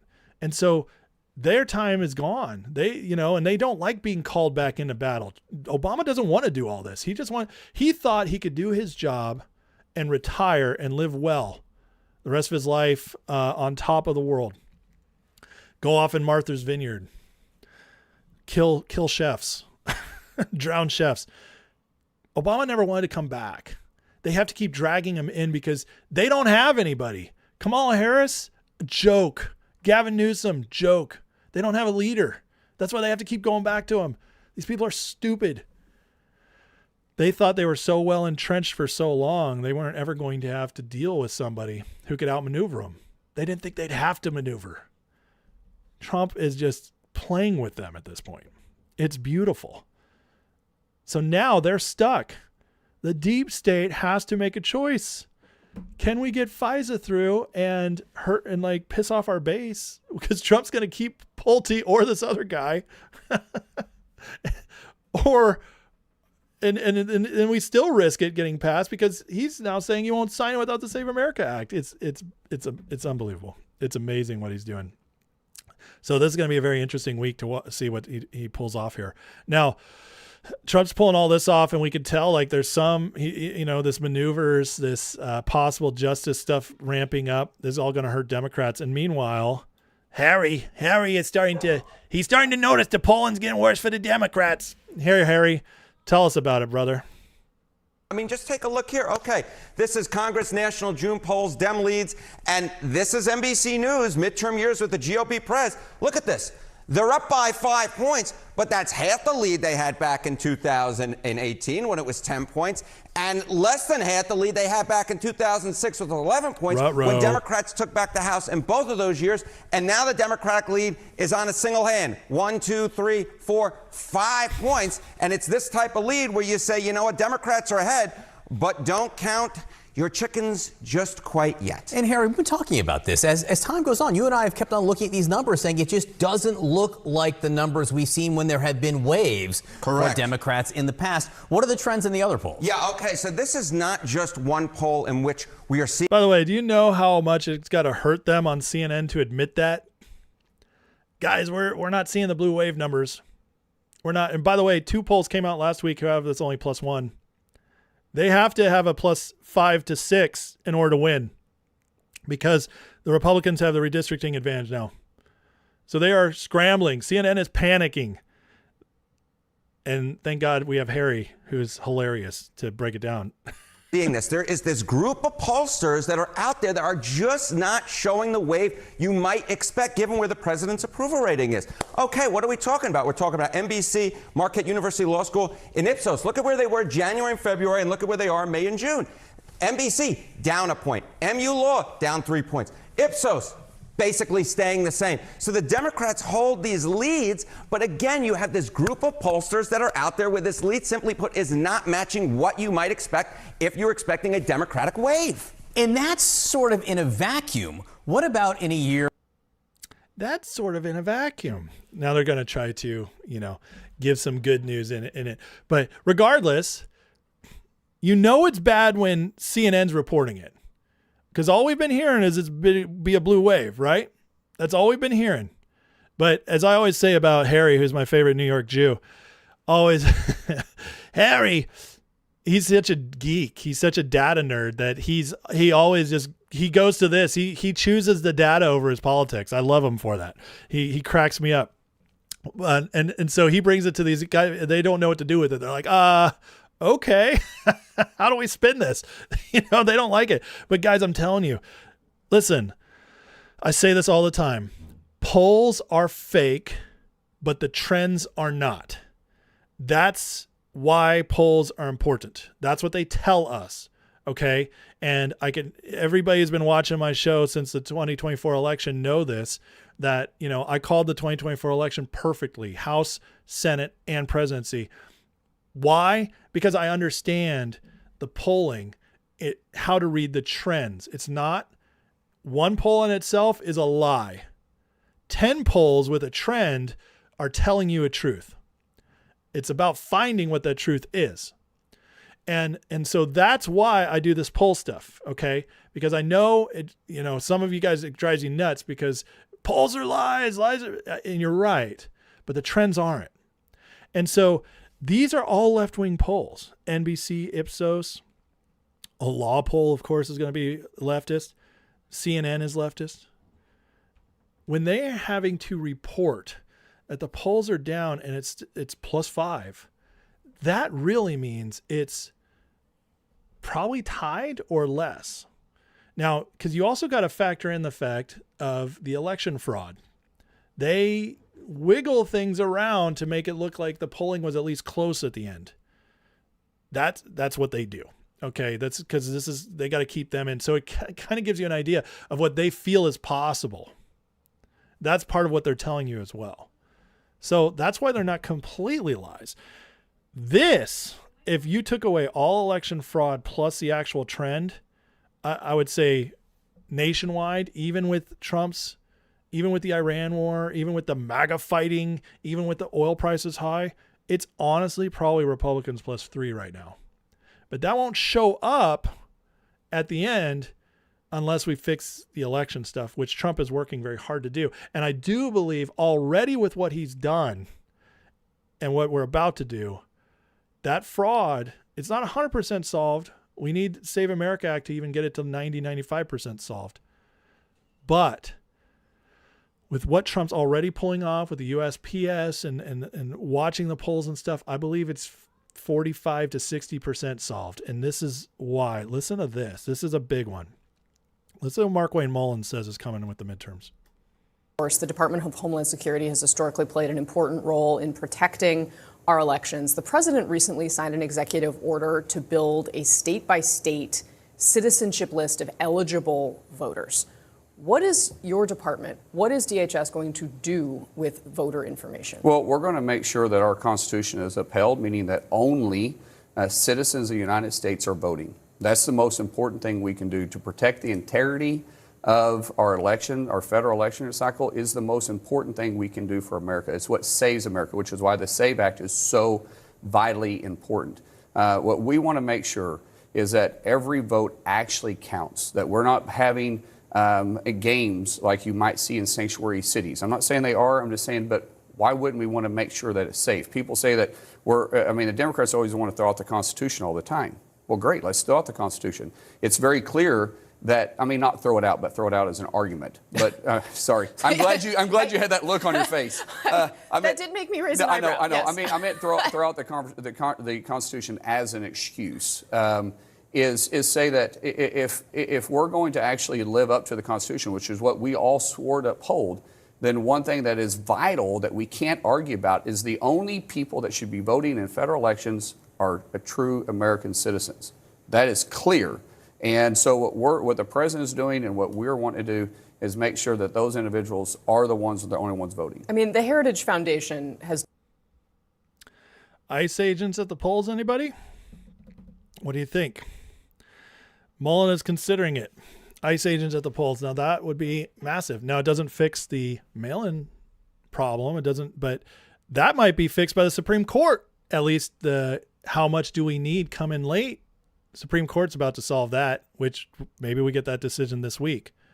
Trump also working on the mail-in ballot issue with the USPS tracking and all the stuff he's making for the USPS now to process with the matching ballots, the matching signatures, the matching envelopes. So you couple that, and then you got ICE agents there to scare them away, because that's what it'll do. It'll just keep fraudsters from showing up. They'll just be too scared to show up. So all of this together, guys, there's a lot happening for this midterms that Trump administration is putting together to make sure it's on the up and up. And if we really have the lead, if we are the majority, which we are, see, voting registration, they can't fake that. They can't fake the actual numbers of voting registration. In 37 states that, I believe it's 37, the states that track registrations of Democrats, Republicans have gained 240,000 plus since 2024 nationwide. That's 250,000 registrations trending in the direction of this supposedly unpopular president. Those are legit numbers that can't be fudged by pollsters. So we know we're in the majority and we're growing. The question is, what can they do to overcome that at the polls? And we all got to show up, because regardless of what the Trump administration is able to pull off, we have to make sure it's too big to rig. So we all show up and vote, which the primary should give you a lot of hope to that, because MAGA's already been turning out in the primaries at record numbers. So the blue wave, guys, it's looking worse and worse. And when you take in what the Trump administration is doing with elections, and then what like people like Spencer Pratt are willing to do to fight and the economic turns, they are not getting what they want. It is not trending the way they want for the midterms. We might give Trump more MAGA, more seats in Congress. And then guess what? The last 2 years of this administration could be, whoo boy, it's going to be a lot of fun. And I think that's actually a very big possibility now, and maybe even the most likely outcome. Pretty exciting stuff. All right, guys, hit that like, hit that subscribe. We got the Grifter Report up next. We got to break down what the grifters are doing. So we'll be getting into that in a minute. But before we do, let me check in with the chat. Make sure anybody who's been trying to get my attention gets their questions and stuff answered. We got Bicentennial Hillbilly with the $2 super chat and a cup of coffee. Thank you very much, Bicentennial. I appreciate that. The support of this channel. As always, guys, the super chats support the channel, and you can support the channel also with the likes, subscribes, and by joining the membership in the description. Click the Patreon link, take you to my Patreon, my membership with the Discord group, which is awesome. Plus, it's 24/7 people just chatting it up, sharing the stories, sharing memes, having a good time. Plus the members' lives and classes and all that. So if you want to support the channel, you can click there and get a free month to try it out before you commit to anything. All right. Who's the number one grifter? Now that is a good question. Fusion said, did I see the Hunter and Gavin interview? I couldn't watch the whole thing. It says Hunter endorsed Mandani. Gavin looked pissed. That's hilarious. Hunter is playing a game right now. He's trying to become a legitimate person on the Democrat side because they don't have anybody. So now they're trying to see if Hunter is a possibility. And if nothing else, they're trying to rebuild his reputation so he can fundraise for the family, because they're losing money fast. Losing money big fast. Cat Crazy says Trump will never be a lame duck. I agree with that. Absolutely. Let's see here. Several states still have not turned in their voter rolls. I know. They're botter rolls. They're going to hold off as long as possible, but the Trump administration can refuse to accept their election results if they don't turn them in. So that's big. Kat says, no mail-in ballots, ICE at voting centers, redistricting back to constitutional maps. We're on a very good path. Amen. We are. And it's only going to get better from here. I'm telling you. That's why it's just the reasons I'm very, very excited about where we're headed. I have so much faith and expectancy about where we're going. I think it's going to be very good. All right. Let's do this. Is Candace the number one grifter? I think it depends on how you're measuring it. I think Candace is the most open about it. I think Tucker is the biggest rug pull on many people. He also has the biggest audience. And I think Alex Jones is the one that's the biggest surprise to so many, because he has a long-term following and years and years and years of people loyal to him. So that one's, it's tough. And then, depending on what happens with Steve Bannon, he could be up there too, because he's got the most MAGA people still listening to him, who apparently didn't read the Epstein text. So choosing number one is tough. Pick your lane. Pick your lane. So, all right. who was bringing it up that they're going to try to use Epstein next? Because you were absolutely right. This goes back to last week, the New York Times story. So last week, the New York Times released a story saying that Trump went after Charlie Kirk over Epstein. Be quiet about it. Stop it. And then Charlie capitulated, and Candace Owens and everybody ran to say, oh, Epstein, Trump was so... They're trying to turn against Trump again. They're trying to get MAGA angry at Trump because he went after Charlie Kirk. Oh, God, no. They could never have a disagreement, still get along. Oh, they're not real humans. No, sorry, families fight. But in this case, they didn't even fight. It soon came out after that Charlie and Trump, they got along much better. They had a second call where they figured it out. It all went okay. And Charlie said, you know what? I trust what they're doing, because whatever Trump told him made him feel better. Well, after that, they had to bring out this whole Tucker versus Dan Bongino thing. Tucker saying that, oh, Trump is hiding the investigation into Matthew Crooks. He shut it down. Dan Bongino told me this. To which Dan Bongino said, hell no, I didn't. You're crazy.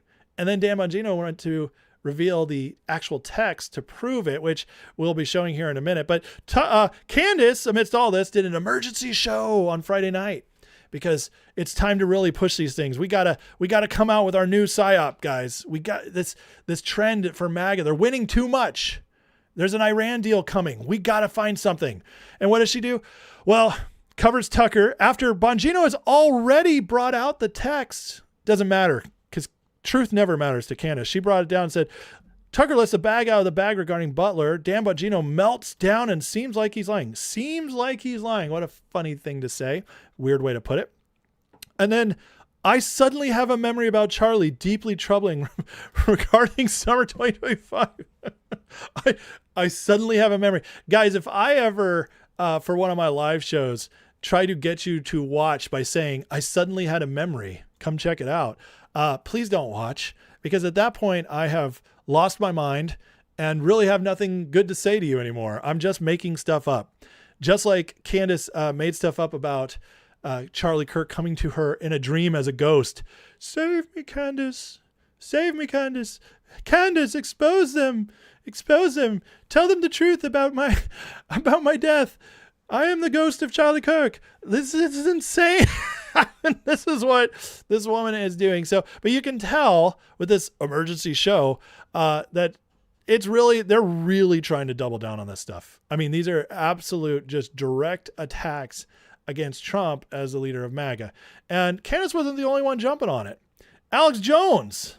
Alex had to get it. You know, Alex always got to weigh in, guys. I always got to weigh in because this is really, really bad stuff, really scary stuff. And so here's a couple seconds of Alex. I'm pissed off at Bongino, man, because I'm a human being, buddy. I have a family. I've been attacked a lot. I've stood up for this country a lot longer than you have, Mr. Tough Guy. What? You can get up there like a sociopath and say I tried to enlist you in fraud, but you won't even say what it is? But I'm done talking about it. The point is, we all know Trump's the one ordering all these cover-ups. And we know it was Kash Patel under orders from Trump that killed foreign involvement in Charlie Kirk's assassination. Wow. And I broke that months before it hit the news, the meeting I told you, where it was, when it was, who was in the meeting. And I got that from 2 people in the meeting who were scared to put it out themselves, so they had me do it. I'm pissed off. Dan, I'm so mad at Dan because I'm a human. I'm a human, and darn it, 2 people, I told you all this is going to happen. Trump is covering it all up. All of it. Just trying to tell you guys, I'm so mad about this. The problem is, for Alex, I also love the, I'm done talking about it. Okay, no, you're not, Alex. Just like you're never done talking about World War III and how it's going to happen every other day. So the problem with both Alex and Candace and Tucker coming out about all this is that Dan Bongino has the receipts. And Dan actually put out the... because Tucker said that in the text, Dan admitted that Trump was hiding from him, that he was hiding or covering up the investigation, to which Bongino said, no, it's open. We're just waiting on more evidence. So here's the actual text messages. And as you can see, he says right here, the president's a victim in a federal crime, and when he's ready for us to release more information about this crime, then he'll tell us. This doesn't say he's hiding it. He says, I stated on the last text in the disclosures, when he wants the public to see more information, he'll let us know. This is not a Trump is covering it up. It doesn't say that in any of this. It's, so Tucker, what's the problem, man? Why? I mean, you're just interpreting this exactly as you want it to say. I like how Tucker was like, oh, I have the text. Oh, I have the text. Oh, and then he wouldn't share them, but Bongino just throws it out there. Just, he's like, it's an ongoing investigation. We'll bring it up when we can. He said, I saw it. I seem to believe that Cash and I, who are longtime personal friends with the president, are involved in some sinister cover-up is absurd. Is the president in on it too? He's one of the victims because he's told us repeatedly he's satisfied with all the effort Cash and I put into it. Man, that does not sound like Trump is covering it up. I'm sorry to say that. So, but what are receipts? What are receipts? Because, when you live in Candace Owens' world, Alex Jones' world, you don't need receipts because, seems like he's lying.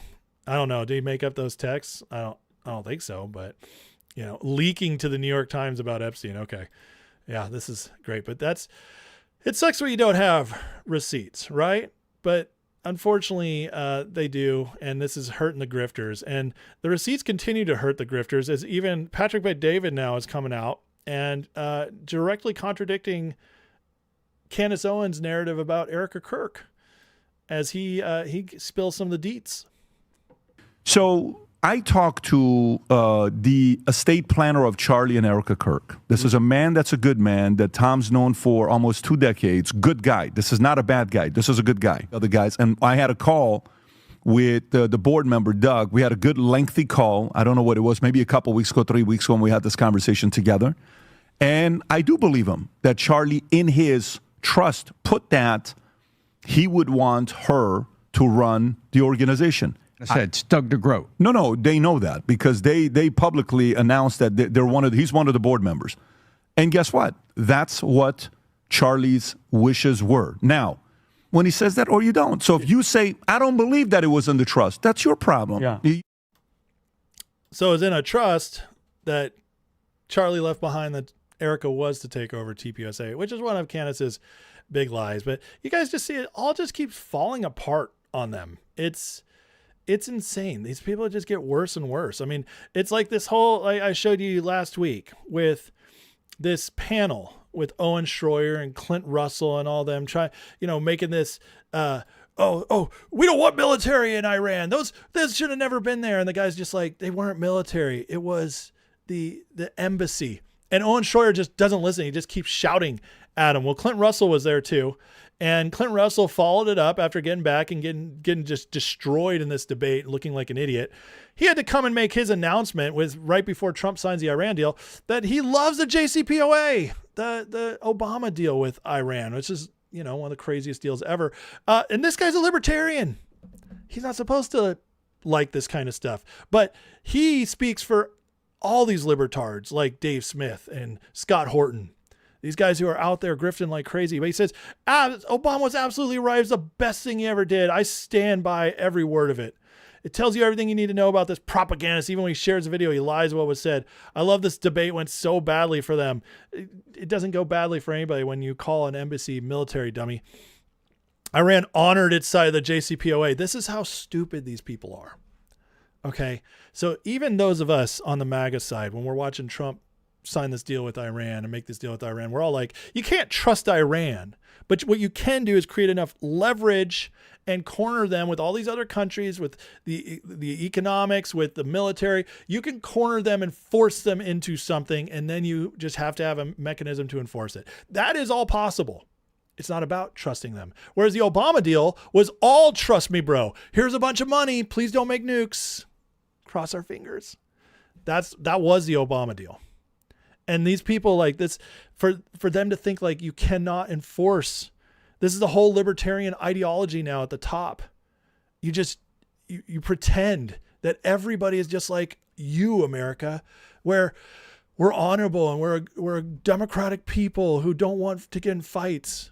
No, it just shows either a fundamental misunderstanding or what I believe, it's a complete and utter psyop to try and convince you that places like Iran are not what they actually are.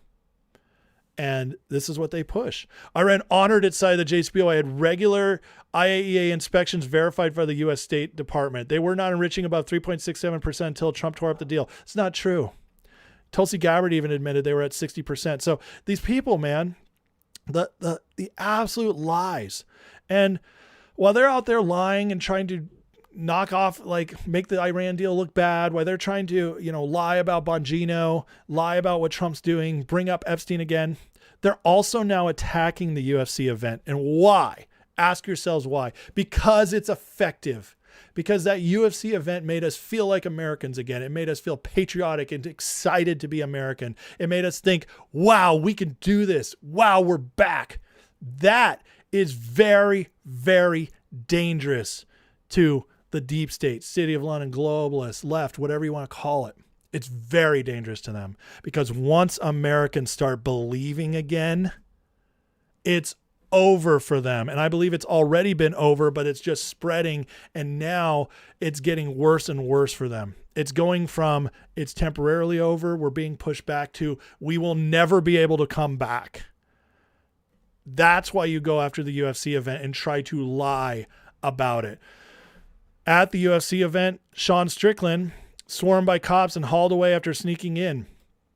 And she says this is exactly how you lose younger male voters. Actually, a lot more than that demographic. Sending police to haul off actual American UFC champion because he used his First Amendment and criticized Israel. Well, that's not what it says, is it? It says, first of all, he snuck in. So that would be grounds to remove him, wouldn't it, Marjorie? So that's an outright lie. Secondly, if he came in and was criticizing Israel to be pushed out, that was Sean making a celebratory event, an American patriotic, let's have fun event, into a political one. So you tell me what Americans care about. If we're watching a sporting event, whether you agree with the person or not, do you want them shouting, Israel sucks? No. You're like, shut up, dude. We're here to watch the fights. Marjorie has no idea what she's talking about, but she wants you to believe that they screwed up the event. She wants you to believe that this event was actually bad for America, that it was a sign of things to come that we don't want. She's pushing that narrative now because, and honestly, who could attack this? Even Stephen A. Smith, liberal, is coming out there saying, man, this thing was awesome. There's nothing bad to say about it. Unless you're like Marjorie Taylor Greene and you are desperately seeking for the one thing. And Ian Carroll got the same memo as his latest video, Guess Who Owns the UFC?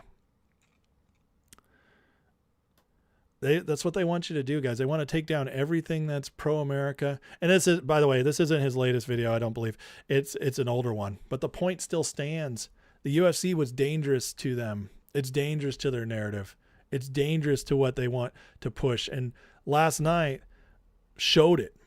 It showed a prime example of how that company, that sporting event run by Dana White, who is very pro-America and is willing to take risks, put on this most absolutely crazy patriotic event, got our testosterone going up, got our pride going up for our country, got the patriotism rising. He pulled that off, and that's very dangerous to them. It's very dangerous for them to have men being men. They're scared of it. Men being men, that's who's going to fight back. That's who's going to push back. We need women for all sorts of reasons. But when it comes to force, that's where you need the men. And what they can't have is a bunch of men remembering that A, they feel good about our country and that our country's worth fighting for, and that, hey, I could be one of those fighters. They don't want you to remember that. And so they got to go all out after it. But here we're watching it right now, guys. I mean, to even go after the UFC after last night is insane. But we're watching what their plan is heading into this next phase. Because their last thing was Israel controls Trump. Well, that just got blown to smithereens because of what Trump pulled off with Iran and the way he had to fight with Israel to get it done. Or at least they did in public. Whether it's kayfabe or not, it doesn't matter. The official narrative now is that Trump fought back against Israel to get the Iran deal done. That proves them wrong. The never-ending wars is completely obliterated now. They don't have that to stand on. They don't have oil prices are soaring. They don't have inflation because all that's going to be coming down. So what do? More Epstein. More fight Charlie Kirk. More Trump's covering everything up. This is all they got. Pretty pathetic. And I also think the further this goes, man, they're panicking because they went all out to just divide MAGA. It's not happening. We're winning, and we're winning even bigger than before. And as that keeps happening, you better believe that every risk they took, every dollar they might have taken from allegedly from foreign countries, all the background, how this is all happening, and now why they decided to make these changes, why Tucker, Alex, Candace, Megan, Ian Carroll, Dave Smith, why they all turned around the same time. Very suspect. The longer we win, the more influence they lose, the more likely they are to get busted, investigated, and we find out interesting things. And so, of course, they're going to double down because now they're trapped. They can't go back. So the grifters, jump in, losers. We're going losing. It's not looking good for them going forward. All right, guys, please hit that like and subscribe. Appreciate the support of the channel. You guys watching, let me get into the chat here. I got one more segment I'm going to get to here. And this segment, I think, is actually an important one. And I'm going to be talking about just the amazing things we're watching right now and why America is really on an incredible trend. And I just want to, because so much has happened in this last week, I want to show you what some people are saying and some of the things we're seeing that just gets me very excited for where we're headed. But first, let me get in here. Cat Crazy with a $10 super chat says, just because you've created a truth-filled and awesome channel. Thank you, man. That means the world to me. You know I'm not going to be right with everything, but I will always, nobody controls me. I'll always do my best to weed through the narratives, give you guys the truth. And, anybody who recognizes that and appreciates it, that means the world to me. So thank you guys for your support on that. Let's see here. Sebastian says, my brothers believe all the grifters. I tried getting your channel to them. They agree on certain things with me. Oh, awesome. Well, the more they see this, let me speak to this real quick, actually. So, I actually get this a lot. People are mad at me for playing Candace Owens clips. People are mad at me for talking about Alex Jones or Tucker Carlson. They're like, stop. Would you stop, please, from sharing this? You're giving them attention. And I got to tell you, the idea of not pushing back, I'm sorry, but I lived that life for a while. I watched good Americans live that life for a while. And you know what it got us? More and more out of power. It made them more and more powerful. And so I'm done with the ignoring them crap. That's just not true. What you do is you expose them over and over and over again. You expose them. And when you do that, then the people can't unsee it. And so they either have to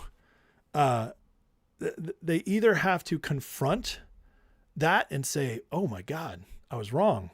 Or they have it in the back of their head. And so when they go back to them and they're like, oh man, I'm starting to notice inconsistencies. That's how you win.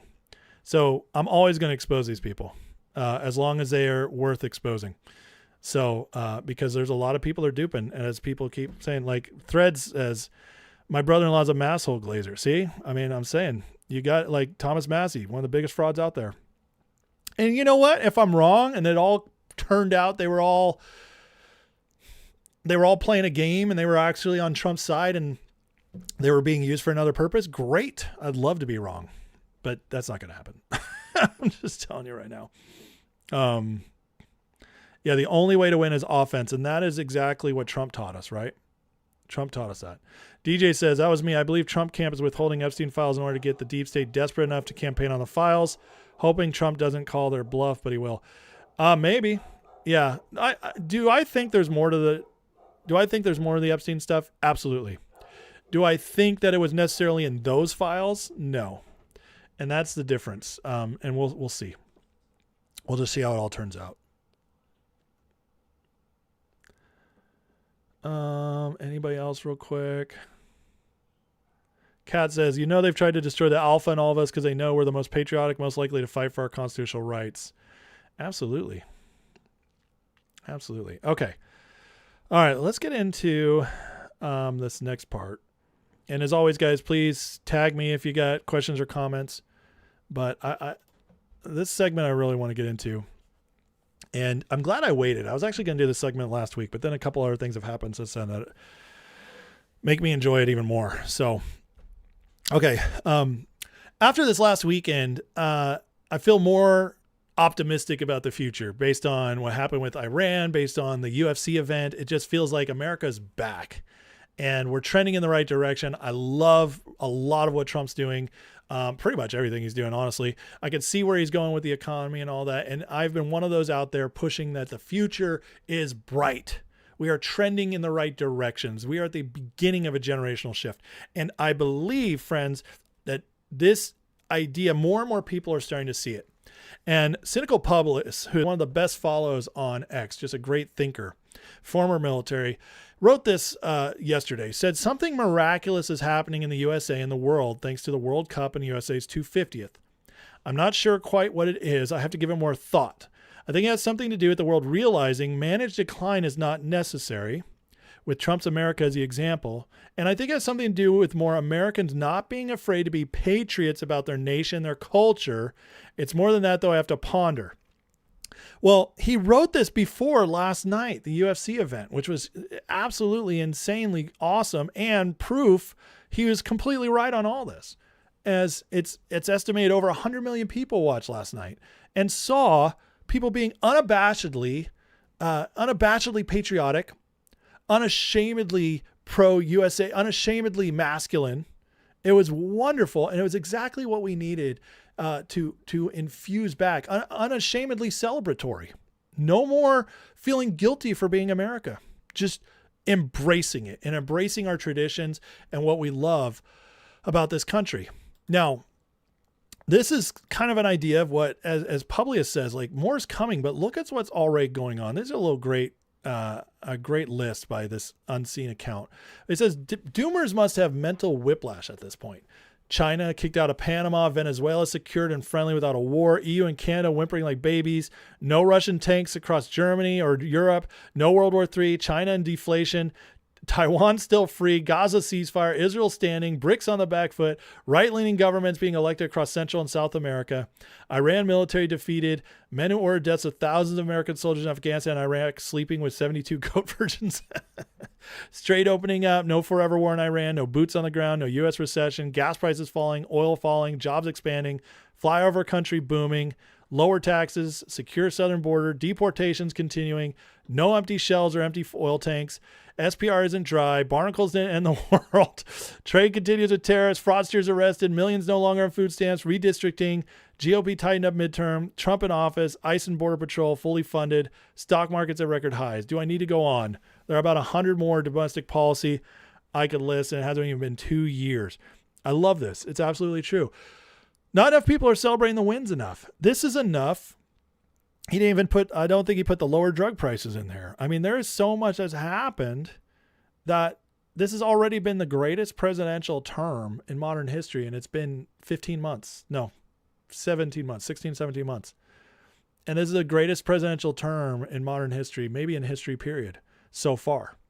So what we're seeing, guys, is all the dooming, all the like Trump sucks, all the like we're not seeing it. Listen, you can't win this much and there not be counter effects down the road. See, all of this will lead to more and more results, which means we're going to get richer. Our country will get richer, which means we'll get richer. Our country's going to get safer. The world's getting safer. Goods will get cheaper. More opportunities are going to open up. That is all going to happen because all this has happened in rapid fire succession so fast that, we haven't seen all the after effects yet. But just wait, it's coming. And this is why we're headed in the right direction. Now, I've showed this with the UFC thing, but I wanted to show kind of like what, more of just at UFC the other night, there was a double rainbow. Well, guess what? There was also a bunch of rainbows on Friday. And here's a beautiful picture of it. This is all over Washington, D.C., the White House. And I feel like from a faith perspective, I just think God is shining on the nation at this time. And he's making promises to us that things are about to get better. Here again, this is also from the 12th. So rainbows all over on the 12th and on Thursday, all over Washington, D.C. And then we got the double rainbow, same day. Double right there. I mean, just gorgeous, gorgeous stuff. And if anybody is a person of faith like I am, we know that God likes to speak through signs in the sky. The original rainbow was a promise. I will not destroy the world again in the same way. So you never have to worry when it rains. You never have to worry that this is going to happen to you. You get to go on about your life and be safe. That's the original sign of a rainbow. Well, rainbows coming over our capital multiple times, double rainbows in this turbulent weekend where we signed the Iran deal, where Trump has the 250th UFC fight on his birthday and on Flag Day, which is Trump's birthday too. Crazy. And it just tells me, guys, that there is favor shining back over our nation. We are not heading backwards. The rainbow is a sign of God's favor, not a sign of judgment. Now, with all this going out there, we have the World Cup going on, and Europeans are now in America, and they're learning that they have been lied to about our country and that America is actually great. Here's one of my favorite mixtures of a bunch of Europeans discovering the greatness of America. And I just want you guys to watch this because these are influencers, and this will spread. And guess what? People who see this are going to want it back in their countries too. This is how you beat the deep state. You defang the media operation. You defang all the psyops. And that's what's happening right now. In America, we're already getting it. But in Europe, they're starting to wake up. Watch this. These neighborhoods look exactly the same as every movie you've ever seen. The American flags, people have got race flags up. This old couple just walked past me and they go, "Good morning." I was like, what the hell? Did you guys talk to each other here? This is a high school stadium. What? Look at the amount of seats in this place. Do they actually fill these stadiums? Like, do people actually come for the games that actually fill these out? Because that's honestly mental. Like, that is crazy. There is a ton of seats in here. If this was England, it would literally be like on a little park field with dog shit everywhere. Guys, I'm going to with you right now. If we had Chipotle in Australia, I swear to God, I would be there every single day. Mm-hmm. It is so good. Guys, Guzman needs to take notes. Like, Mad Max needs to take notes. Like, what is in this crap? Crap. It's just incredible. Absolutely incredible. There really is. Like no other. I honestly think unless you live in America, or unless you visit here, you can't really comprehend how nice these areas are. About to have my Alfredo fettuccine. Holy fuck. What? That's the best pasta I've ever eaten in my life. Thanks. WTF. That's the best pasta I've ever had. I love it here. Holly. That was the best day of my life. I just want to say, if you think Olive Garden's the best pasta you've ever had in your life, your pasta sucks. And that's not even a knock on Olive Garden, but Olive Garden is by far not the best pasta there you can get. So, look at these people, though. These are leftists, like UK people, other, foreigners from Europe, mostly. But this is why a lot of people are lefty or think they are, because they haven't been exposed to the better side of things. And then once they're exposed, they start realizing, oh my God, this is a better way. This is great. It's so simple, but so true. Life. Best restaurant ever. 10 out of 10. Wish I could go back every single day of my life. A beige food girls dream. Like, that's got to be that one. All of them. They're so beautiful. Everybody's so friendly. Southern hospitality. The air smells nice. When you're in the UK, okay, if you're next to the beach, it smells. The beach doesn't smell here, right? No, everything's beautiful. I can refill. This is my favorite. You want one cup zero or two? I can refill this 1,000 times. Yeah, but you won't drink 1,000 cups of Coca-Cola. You don't know me. And it's free. You paid for it. You paid it. Once. Bro, slow down. You know, the thing with him with the free refills, you know what he just discovered? He had discovered abundance. Guys, we don't understand how much abundance we have. These are people traveling the world. They're coming to America for the World Cup. But they're finding out that the regular American, something as small as free refills that we take for granted, is to them something that blows their mind. They don't know what that abundance is. It's pretty crazy. Pretty crazy. Now, this girl discovers In-N-Out, which is personally a favorite of mine. So this one's special.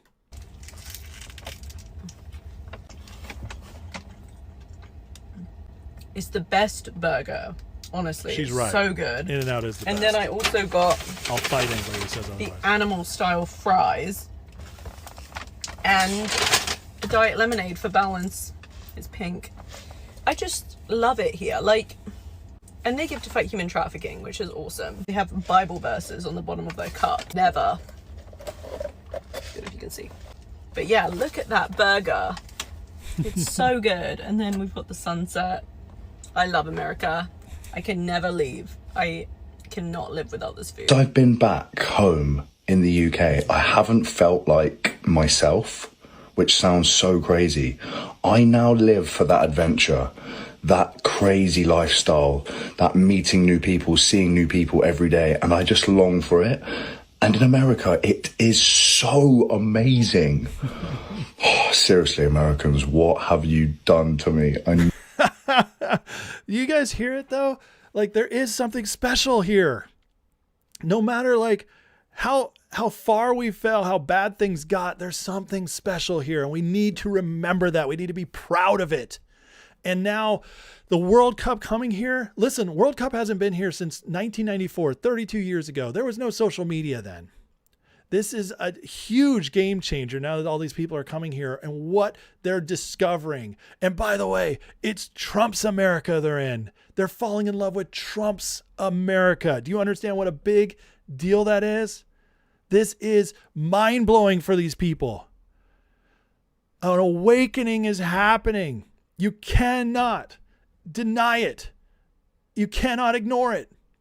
An awakening is happening. This will spread. People are now getting back to the shining city on the hill. They are realizing there's a better place out there. There's a better world. We can have it better. Think about what we've gone through here. Think about what they've gone through over there. The managed decline they've been in. It's so much worse. And so this is why I'm not dooming. This is why I'm not negative. This is why I'm so white-pilled about the future. Because this has never happened before. The internet changes everything. It does. We've never had this mass influx before in a year when there was the ability to get it all out there. This is unbelievable, guys. We're heading in a good place. The world is changing. Our country is changing first. And as we change, the world is coming next. There's so much to come, guys. It's going to be awesome. I really believe that. Now, here's a wonderful post this Frenchman posted. And I thought it was important to share because he gives some really good insights here on what he could see coming even to Europe. And this should give Europeans hope, but also reflects here for us Americans.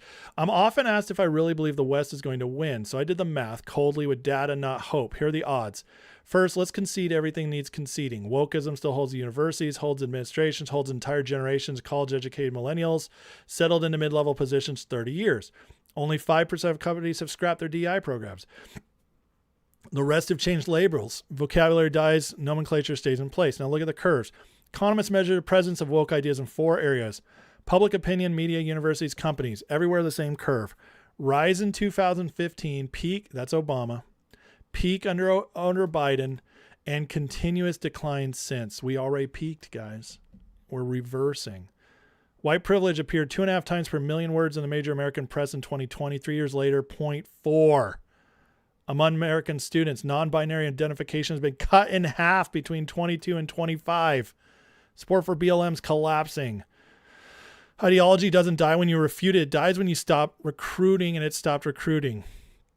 It's a historic realignment of the voting booths. For the first time in modern history, anti-system parties simultaneously leading in 3 major economies. Reforms crushing everything in UK. AFD, RN higher than ever. Italy governed. Austria, Portugal, Netherlands tipping. Trump reelected. Malay turning Argentina around. This isn't a wave. It's the entire Western bloc rejecting the same software at the same time. I love this. Why now? Because the ideology made the mistake its previous version took 70 years to make. It took power.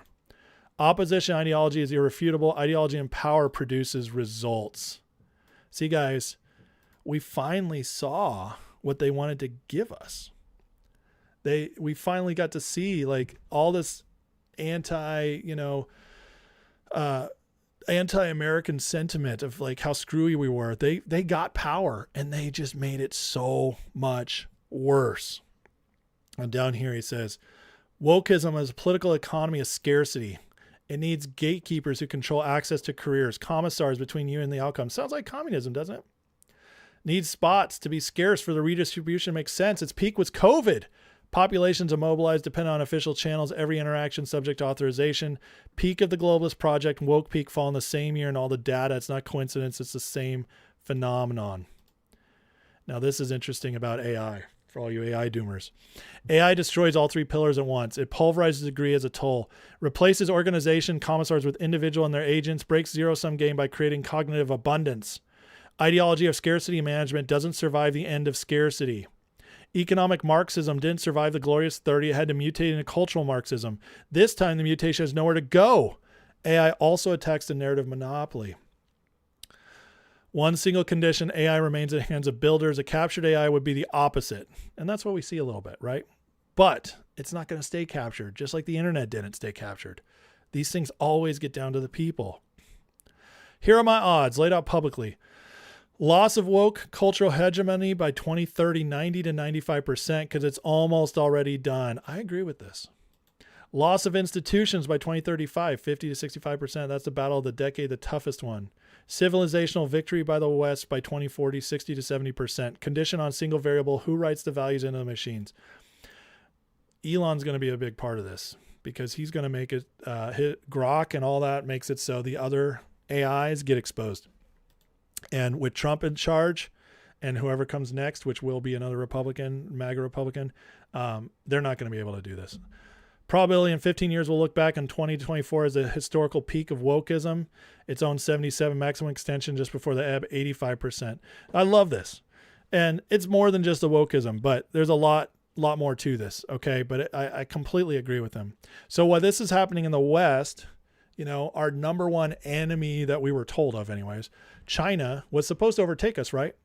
But China now is getting shockingly bad economic numbers, some of the worst in 20 years. That's our worst. That's our biggest rival. They're collapsing. So they're not going to defeat the West. The globalists aren't going to defeat the West. So what happens? Well, I believe we're about to start the era of America to a much bigger extent. Now, this guy agrees with me, and this is a wonderful post here. My theory is the American empire is just getting started. U.S. has a stranglehold on space with SpaceX, which is the next frontier for defense and war. It's comically large leap, which is also why Trump created Space Force, by the way. No one will be close for at least 20 years. By the way, if we're allowed to continue innovating the way we haven't been in the last 50 years, we were slowed down. They took the gas off in order so that these other countries could catch up and we could be told we were going to get screwed by them. They were better than us.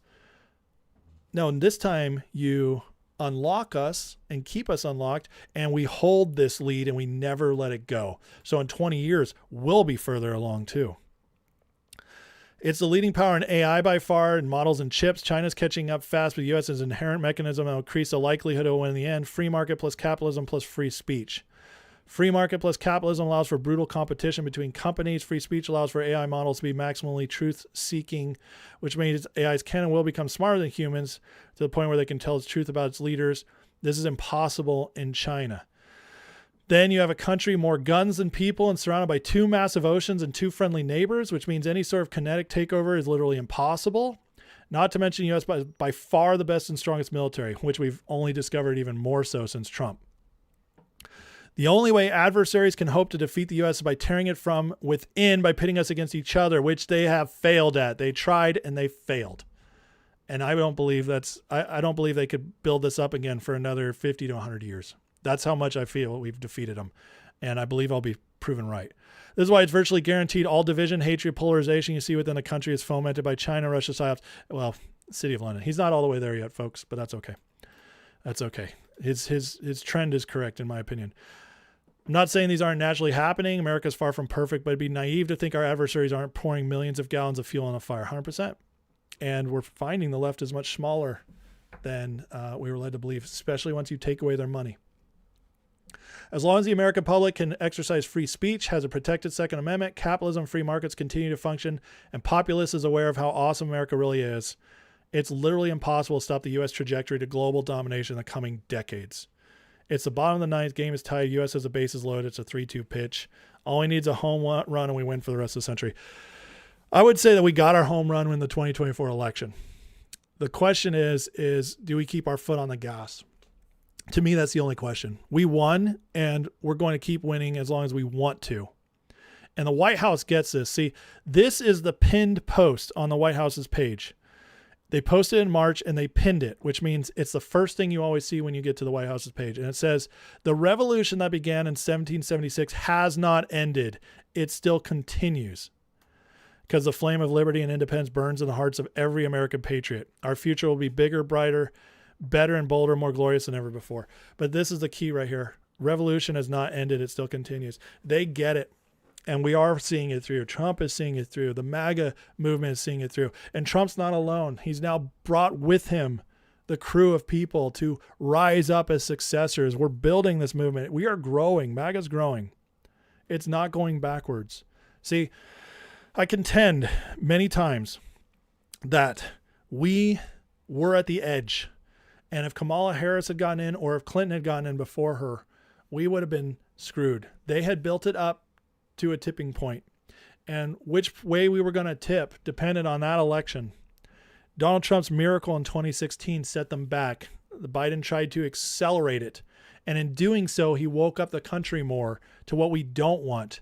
And that's why Kamala was defeated so overwhelmingly, despite the fact they were in charge, despite the fact they could have rigged that election, and they did. They tried, but we overwhelmed them and we took our country back. 2024 was the final tipping point. And the only question going forward is, do we keep up with it? Do we take our country back? Do we, me and you, do we step up when there's a school board opening, when there's a city council opening, when there's a mayoral opening? Do we do our local politics? Do we keep voting? Do we teach our kids politics and religion again? The most important subjects that everybody said, don't talk about. No, those are what we should be talking about first and foremost. God and politics, how you run the country, what works and what doesn't. That'll set them up for their future.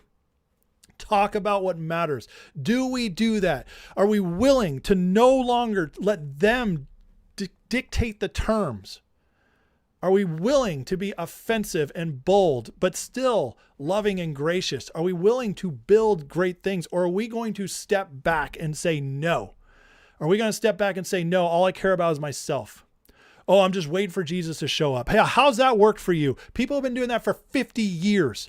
And while doing it, they just let the country go away from them. I've been hearing it my entire life. I was born in 1983. My entire life, I've heard, what's the point? Jesus is coming back. What's the point? Jesus is coming back. Shut up. He will come back someday, but not that we don't care. I mean, we care that he's coming back. We shouldn't care as far as how we act in the world. We have to fight. We have to work. We have to leave something behind for our kids, our grandkids. Because the proverb says a good man does that, which means if you don't fight for the future, you're not a good person. That's the Bible, folks. You do with that what you will. But that means if you're sitting around just waiting for Jesus to show up and you're not going to get involved, you're literally not a good person. That's what the Bible says. So I'm saying we won and we will win. And the best is yet to come. The world is getting better. We are at the precipice of greatness. We are at the precipice of everything we've always wanted our country to become. We are there.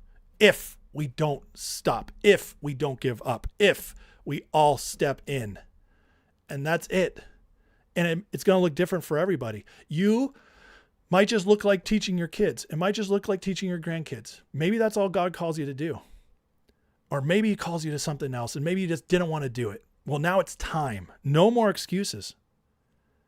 No more excuses. You might be called to serve for 2 years or 20.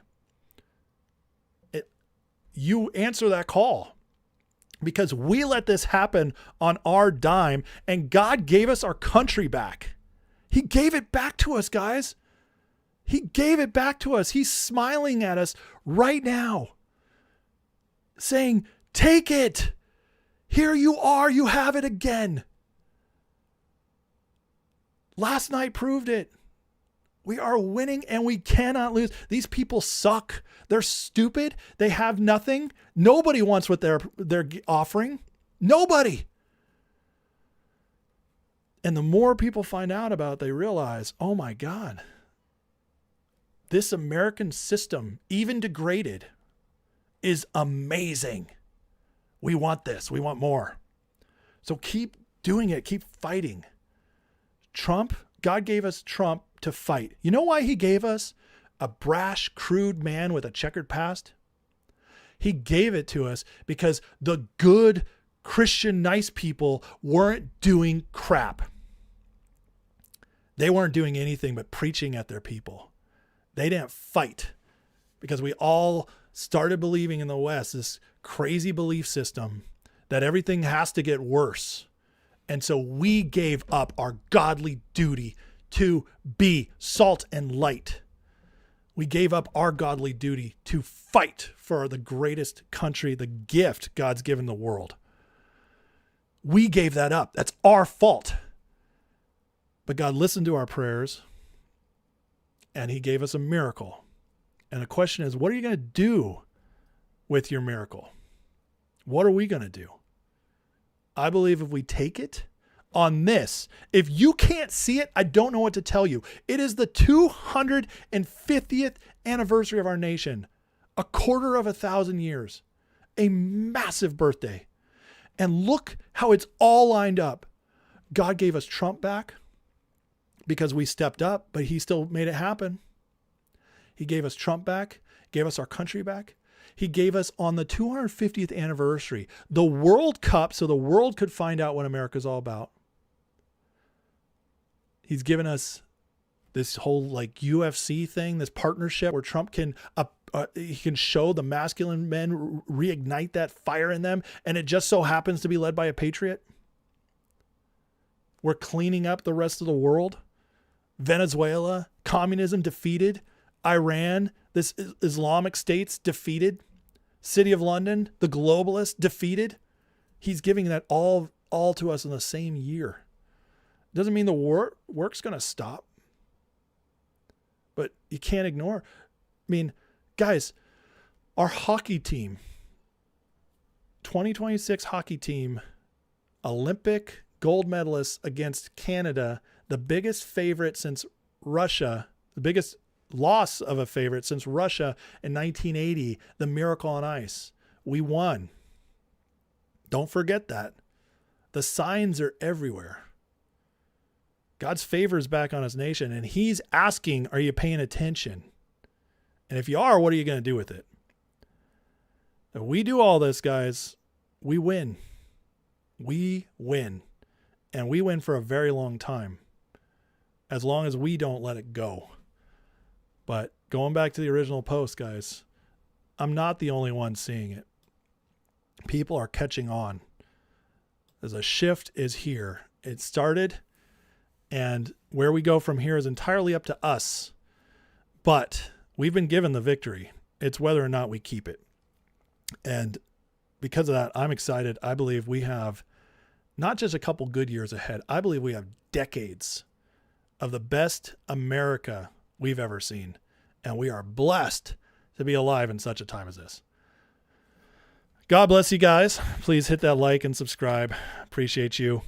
I saw the chat lighting up as I was ranting, so let me get into it. I do want to address some people. I'm going to leave up the rainbows as I speak.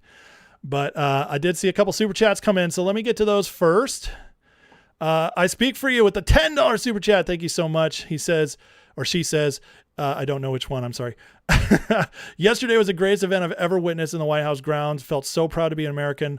What a difference from the Biden's disgusting display 2 years ago. Amen. And thank you for the super chat and supporting the channel. I really appreciate that. Cat Crazy with the $10 super chat also says, it's been my belief for a very long time, TDS created a Chinese think tank. This was a key weapon for dominance of the West. That's how much they feared Trump. Maybe. I would actually push back on that. I think the TDS was created in a deep state think tank, intel agency think tank, MI6 CIA type place from City of London globalists, but which is why they panic way more than China does about Trump. But we can both agree that it was started somewhere else. I agree with that. One of the many with the $5 super chat just cheering me on. Thank you very much. One of the many. I appreciate you. Thank you so much. You guys supporting the channel are amazing. All right. Let me see if I got tagged on anything in here. All right, let's see.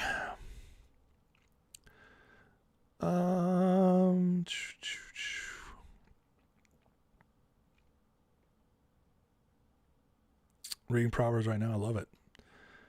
Sambo says, could be another 1,000 years before JC comes back. It could be. It could be another 2,000 years. It's not up for us to pick that. It's not up for us to live like it's tomorrow, except for our own salvation, our own life. It's not our responsibility to tell the world that Jesus is coming back tomorrow in a way that scares them. And instead, you can use it as like, you never know when Jesus would come back. Get yourself right with God. There's nothing wrong with saying that. What is wrong is saying there's no point in doing anything, which too many people have done. And I hate it. It's one of the most biggest things I fight in this world. Let's see here. Trump's making the enemies of Israel and enemies of the free world stronger than ever. What? That's the stupidest thing I've ever heard. How can you possibly say that if you have if you spend 5 seconds seeing what's going on in the world? How could you possibly say that? That's retarded. There's literally no evidence to that whatsoever. You have to be stupid to believe that.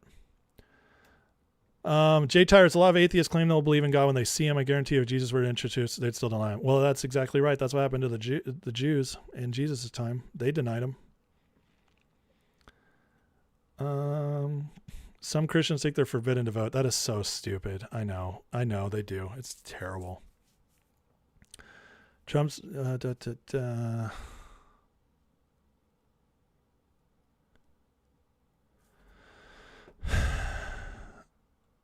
Whole truth, there's no way you voted for Trump and now believe this retarded stuff you're saying. I'm getting rid of you. You're just another troll lying. That's like one of the new psyops is, I voted for Trump and now I hate him. Nobody believes you. You're stupid. That's such a lie. Nobody who actually believed for Trump, especially not 3 times, could believe that nonsense you said. Let's see here. I saw a super chat on Rumble from MJT Liberty. It says, I love your common sense presentation on current events, Q and biblical truths. I agree we're not in end times with the best yet to come. Amen. Thank you so much for your $2. I appreciate that. I'm sorry. Rumble doesn't get enough love because it's small and you guys don't chat as much, but I do appreciate that. Sleepy Trash Man with the $2 super chat says, how much do you miss In-N-Out? God, I miss it so much. There's a lot of stuff I miss about California, the weather, but I really miss In-N-Out. We at least had it in Texas, but now we don't have it. It's very sad. It needs to come here. By the way, In-N-Out is moving its headquarters to Tennessee, which means I border Tennessee now in North Carolina, which means we should get In-N-Out soon. I'm so excited.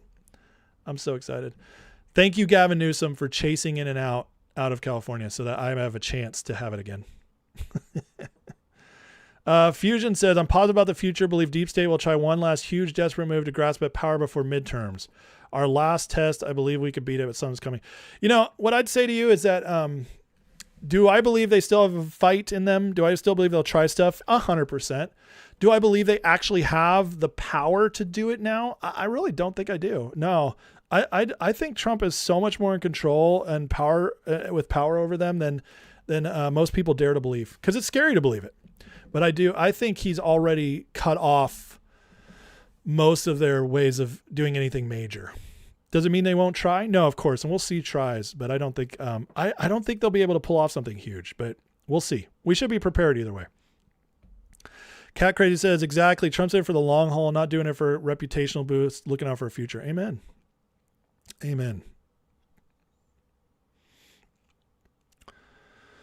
Let's see here.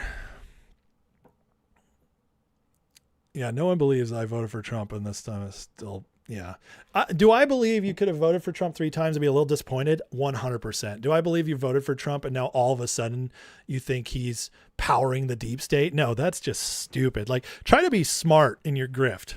Like, at least try to like, at least try to like, like be somewhat,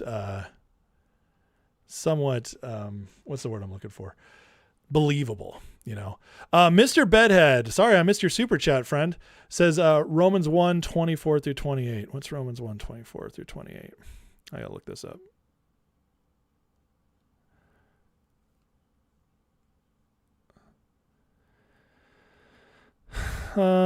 Okay.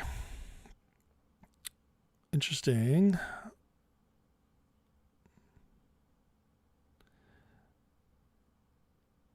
Okay. Let's look it up.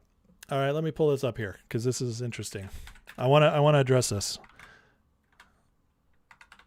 Actually, we should just do chapter 1, the whole thing, because we need to take in context. Remember, when reading the Bible, context matters, folks.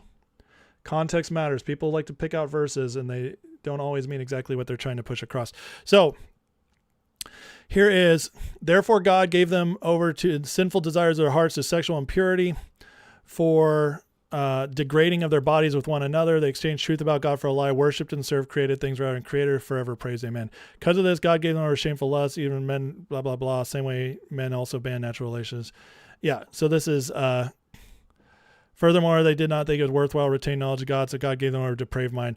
Yeah. So yes, this is all true. This is just describing, by the way, this is all was. So Paul's talking about the world before Jesus, but it also does describe what happens for those who reject Jesus. That's all this really is. But I don't know why you sent that, but thank you for the super chat.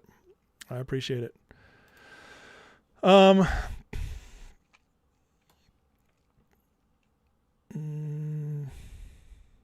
wish I could vote for him 4 times too.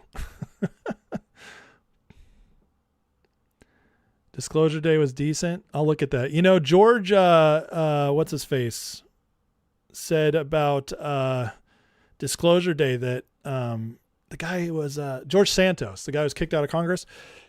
He said that there's stuff in Disclosure Day that's actually confidential files and he doesn't know how it got out. So I guess some of the things Steven Spielberg put in there was true, but we don't know which things.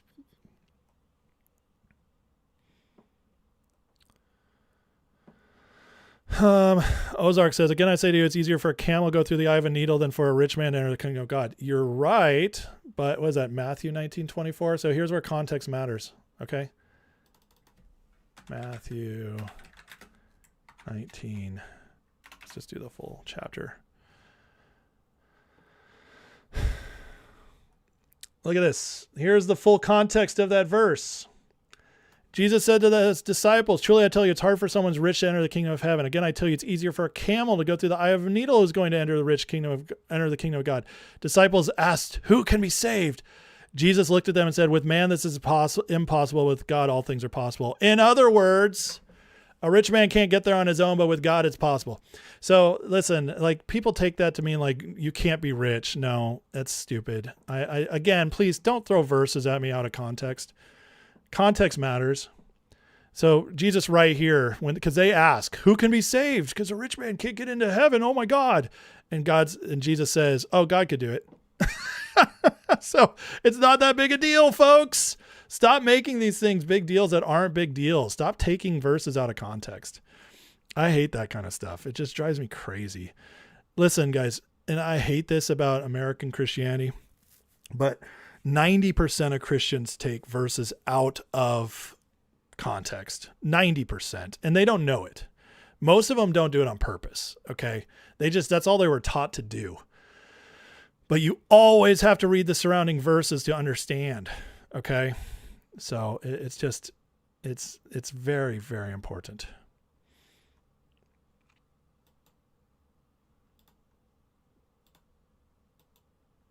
I don't know who this Marianne person is, but they're gone. This is ridiculous, stupid stuff they're saying. Just trying to be ridiculous. Yeah, never take God out of contracts. Absolutely, Vine's poetry. Cat Crazy says, I want to challenge Ace on the Bible. No, please, challenge me on the Bible. I want to be challenged. It makes me get better. But I got to tell you that you have to understand the whole Bible, okay? You have to understand the Bible. Yes, he said, okay, so now he's saying read before that. Dude, I've read this 100 times. This is the young man who comes to Jesus, said, I keep all the commandments. What do I lack? Jesus says, if you want to be perfect, sell your possessions to the poor and you'll have treasure in heaven, then come follow me. It says he was sad because he had great wealth. Listen, this is not a commandment for everybody. It's a commandment for that guy because he was so married to his wealth, he couldn't give it up. Okay, see, again, taking out of context, this is one command to one person. Jesus never made a commandment, sell all your wealth, did he? Tell me where it is. I'll wait because it's not in the Bible. There is no commandment to sell all your wealth. He told one guy that because the guy worshiped his wealth over Jesus. And that's, again, context. So listen, I'm sorry, you're not going to fool me on this stuff. And you're also believing lies if you believe that. Read your whole Bible. Understand your Bible. Jesus never gave a command to sell he said to one person that, okay? One person. All right. Anything else before we go?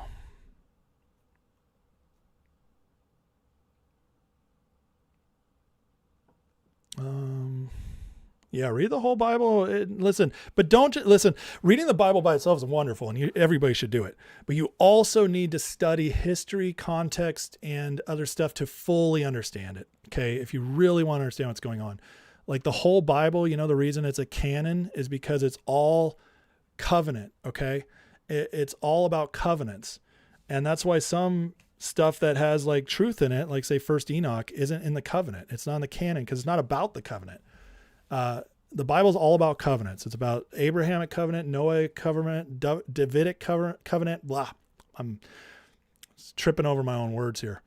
But there's 4 major covenants in the Old Testament. It's Moses, Noah, David, and what's the one I'm missing? Abraham. And then there's the Jesus covenant. Jesus fulfilled all the prior covenants. And now we're in the covenant, the new covenant between God and Jesus. Which is why we can't screw up the new covenant because it's between God and Jesus. It's not between us and God. It's between God and Jesus. And that new covenant can never be screwed up, and it also can never be undone. It's eternal. And because of that, we can't screw it up. So what we do is we determine what we do under that covenant. But that covenant will never go away. Yeah, out of context Bible teachers are terrible. Nicene Council didn't remove anything. That is just a lie.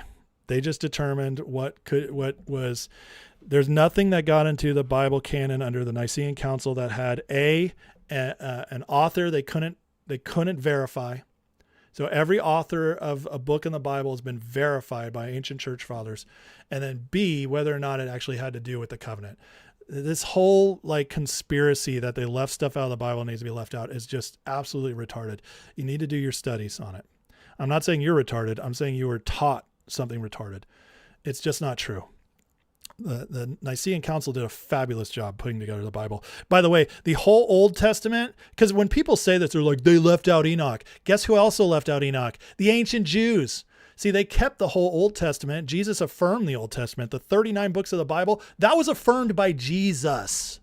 So the only thing the Nicene Council tried to figure out was the New Testament. So they chose the Gospels written by people who directly knew Jesus or directly knew apostles.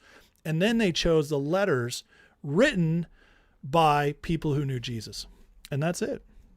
So I'm not BSing about those verses, Ozark. You just don't know what you're talking about, but you're gone. I'm not going to stand for that. Just because you got destroyed and you got to like lie, like try to take me down, like telling me I'm a liar.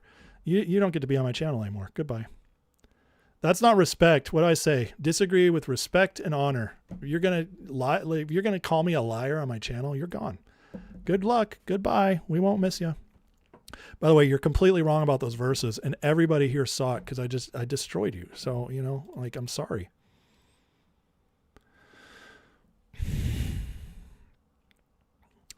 It's amazing to be living at a time human beings will talk about the years of 2428 for thousands of years from now. Amen, Rand. This is a turning point in history, 100%. Crown of their wise is their riches. Dan the man says, yeah, listen, well, like if being wealthy was evil, this is to just blow apart his whole argument. If being wealthy was evil, why did God make Abraham wealthy? Why did he make Solomon the wealthiest man who's ever lived? Why did God do that? Just answer me that. If wealth is evil, why did God make people wealthy? It's so stupid, man. So stupid. No, there's 66 books of the Bible, 39 Old Testament, 27 New. I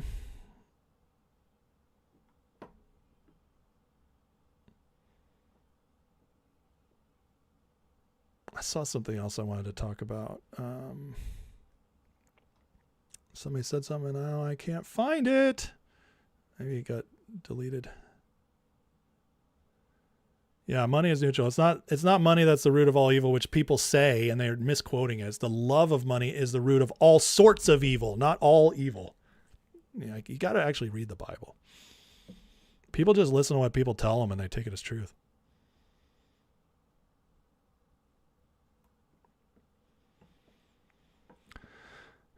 Yeah, the Ethiopian Bible, which a lot of people say is the true Bible, it's just not true. It is interesting because it has a bunch of what's called pseudepigraphal books, which are books that are not canon, but do offer extra stuff. And there's nothing wrong with reading them. It's just like the Apocrypha in the Catholic Bible. Read those, guys. You'll learn. There's great history in there. There's some great poetry. You'll learn stuff. There's nothing wrong with the Apocrypha and nothing wrong with the pseudepigrapha. Read it. But the 66 books are canon. Those are the books which, by the way, the Apocrypha and pseudepigrapha are measured against. They would have kicked those out if they weren't if they weren't matched up with those things. Okay, so the Catholics didn't put anything in their Bible that's not anti-biblical. It's just extra. Pseudepigrapha, same thing. Ethiopian Bible has nothing in it that's anti-biblical. It just has stuff that's extra biblical, and that's very important. And so yeah, there's nothing wrong with it. Read it if you want, but you don't need it. You can learn more, you can grow more, sure, but you don't need it to understand God. It's just extra stuff. But nothing was cut out that's necessary for understanding the covenants. That's how God did it. So, but there is stuff that is anti-biblical, and that is like the Gospel of Thomas is anti-biblical. The Gospel of Mary is anti-biblical. Those are Gnostic Gospels that were created by people trying to disprove the deity of Jesus and creating this Gnostic idea, which was the first great heresy. The Apostle John talks about in John 1. But it was the first great heresy of the early church, Gnosticism, which believed that anything physical is ultimately evil. And what Jesus came to do was leave his physical body, become all spirit, and teach us how to do the same.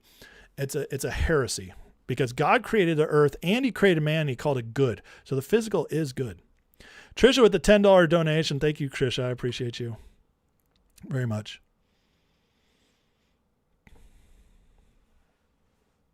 Yeah, Lilith, all that stuff's just evil. It's all heresy. So, anyways. All right, guys. I love Paul Walker says, you know your stuff. Well, listen, man. I was raised in the church. My dad was a master theologian. He was a priest in the Episcopal Church and the Anglican Church. I love my dad. He taught me that always choose the Bible over tradition. He taught me so much, but I've been studying the Bible myself on my own since I was 12 years old, which is 30 years now. I have gone to Israel. I've studied the Bible in Israel and learned from the Jewish people how they understand the Old Testament. I've studied the Bible in Greek and Hebrew. I've done everything I can to understand the Bible the best I can. Now, I'm still missing stuff. Nobody knows it all, but I've done my work. I've done 30 years of this, and I'm always going to keep growing. But I have major issues with a lot of theology in the West because it's just wrong. Now, thankfully it's wrong on a lot of the smaller stuff. It gets the big stuff right. We need Jesus. Jesus is the only way to the Father. Stuff like that. Like that's very important, and that's the most important thing. But a lot of the smaller stuff we get wrong. We get wrong like a lot of the end time stuff. We get wrong a lot of like the guy who came in here and tried to tell me like Jesus wants everybody to sell their wealth. That's just stupid. It's wrong. If that were true, then nobody would make wealth, and then we'd all be poor, and then nobody gets better. Jesus doesn't want us. And also it always falls apart once you realize that God made a ton of people wealthy in the Old Testament. So it's so stupid. But that's the kind of horrible theology that really like ruins people's lives. Now, not their eternal life, because they'll still go to heaven, but it ruins their life on earth, and it ruins how they can impact people on earth. And that's sad to me. Miss Monica with the $5 super chat says, how do we find your Bible study channel? Well, I don't have a separate channel with Bible study. I did put, if you go to my channel and hit playlist, there's an Understanding the Whole Bible there, 16 weeks of classes. And then I also am doing more classes. I just started my end times belief class in my membership. So you could go to the Patreon and get that, and it's in there if you join as a member. Okay. So thank you, Miss Monica, for $5 super chat. Thank you, Outright. I appreciate that. I think Dugan's worse than a Gnostic. I think Dugan is he's an occultist. So Gunswater says all the organized Christian religions practice worldly blasphemy. I don't agree with that at all. I mean, I think blasphemy is different from like you could say hypocrisy, like people aren't living what they preach, and I would agree with you, but that's everybody. Nobody's perfect. But blasphemy is outright teaching people stuff that takes you away from Jesus. And I don't agree with that at all. I'm not bashing Catholics, am I? Don, what are you talking about? I always stand up for Catholics. I just don't support the Vatican. I don't support the Pope. There is no one true church. The one true church is Jesus and being a Christian. It's not Catholicism. That's stupid. But I don't hate Catholics. I think Catholics are great in many ways. So that's just a stupid thing to say. I don't know why you bring that up here. When did I bash Catholics? That's ridiculous. Thank you, Justin Mimo. I appreciate that. Thank you, Taya. You guys are so sweet. Thank you. Very sweet. Nice. I appreciate you. Yeah, if that were the case, people couldn't give money to the church. That's so true, right? That's so true. You know, here's where that argument falls apart. It's like, at what point are you not, at what point are you wealthy according to that? Like, is Americans wealthy when they're poor? Because they're still wealthier than most people in the world. So does that mean poor people in America still need to sell everything? Like the logic is just not there. There's no logic for that theology whatsoever. Now, Don, that doesn't prove what you said. You're pulling one verse out of the entire Bible to prove like something. So basically, yeah, Paul called Peter the rock. So by your logic, I could pull a rock up and say, this is Peter was the rock. And so like, just because it's built on the grave of St. Peter means that you're automatically the real church. That's a crazy, where's that in the Bible? I shall build it upon, he didn't say I'm going to build it upon your grave. He meant I'm going to build it upon like who you are as an apostle. You're Peter, like you're going to help build my church. He wasn't saying you're the only way my church grows. Otherwise Paul wouldn't have come. Paul brought the gospel to the Gentiles. Peter didn't. Dude, this falls apart so quick. I just don't understand, but I'm not bashing Catholicism. I'm just saying the belief that it's the only one who, like, Dude, the Hollywood bashes Christians overall more than it bashes Catholics. I'm sorry. And I could throw that right back at you. Which church is the number one perpetrator of NGOs that trafficked people illegally across our borders? The Catholic Church is very corrupt. The Catholic Church had all those scandals. By the way, most of those were legitimate cases of pedophilia. And I'm not here to bash the Catholics, but don't come at me like the Catholics are perfect, man. That's like, you need to wake up. Accepting Jesus is the only way to Christ. And you don't have to be a Catholic to accept Jesus. Catholicism is a denomination and it's a way to worship. That's it. It's not the only way to Jesus. Paul says this himself. If you acknowledge Christ in your heart and proclaim he's Lord with your mouth, you are a Christian. You're saved. That's all you need to do. So this whole like Catholic thing is just crazy to me. You can believe whatever you want, man, but I'm never going to agree with you. But I'm also not going to bash Catholics. I'm not going to bash them, but I am going to tell you where I think you're wrong. I think most Catholics are good Christians. Gunswire says, I went to the Vatican. That shows the Jubilee door. Said when it's open, all who go through the door have their sins forgiven. I mean, that is blasphemy. You can't just, that's the same as selling indulgences. So, okay, DJ, I'll watch the Bidens for that.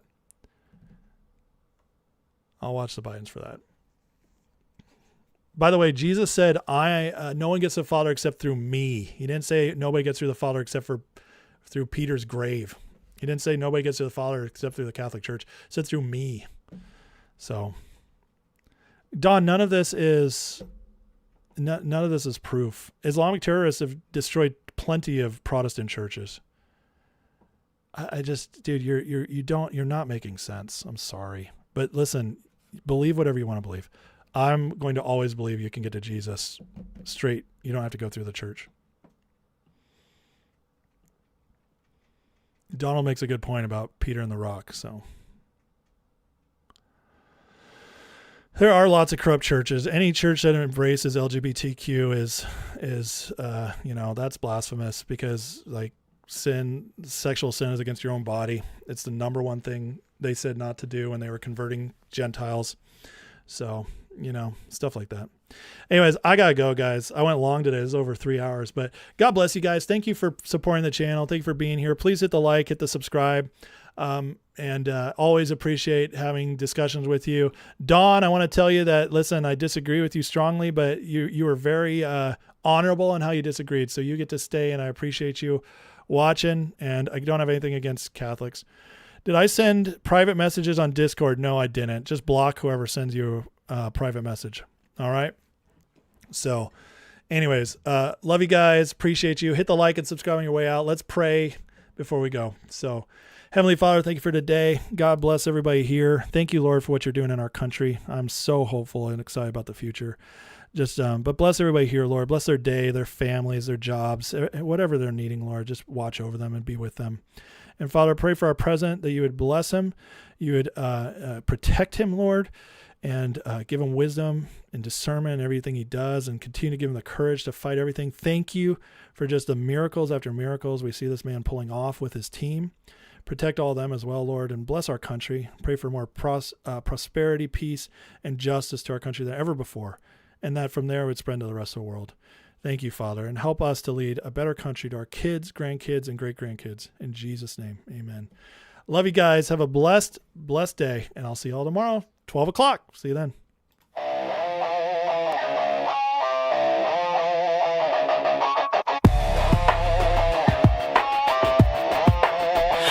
Headlines screaming like a siren at night.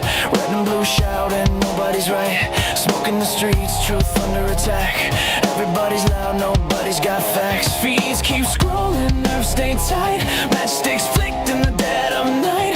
They sell fear, cheap package the lies, while the clock keeps ticking, empires on fire. Can't sit quiet while the world's on edge. Lines in the sand, standing on the ledge. No script, no leash, no polished choir. Just a voice in the dark and a spark to the wire. This is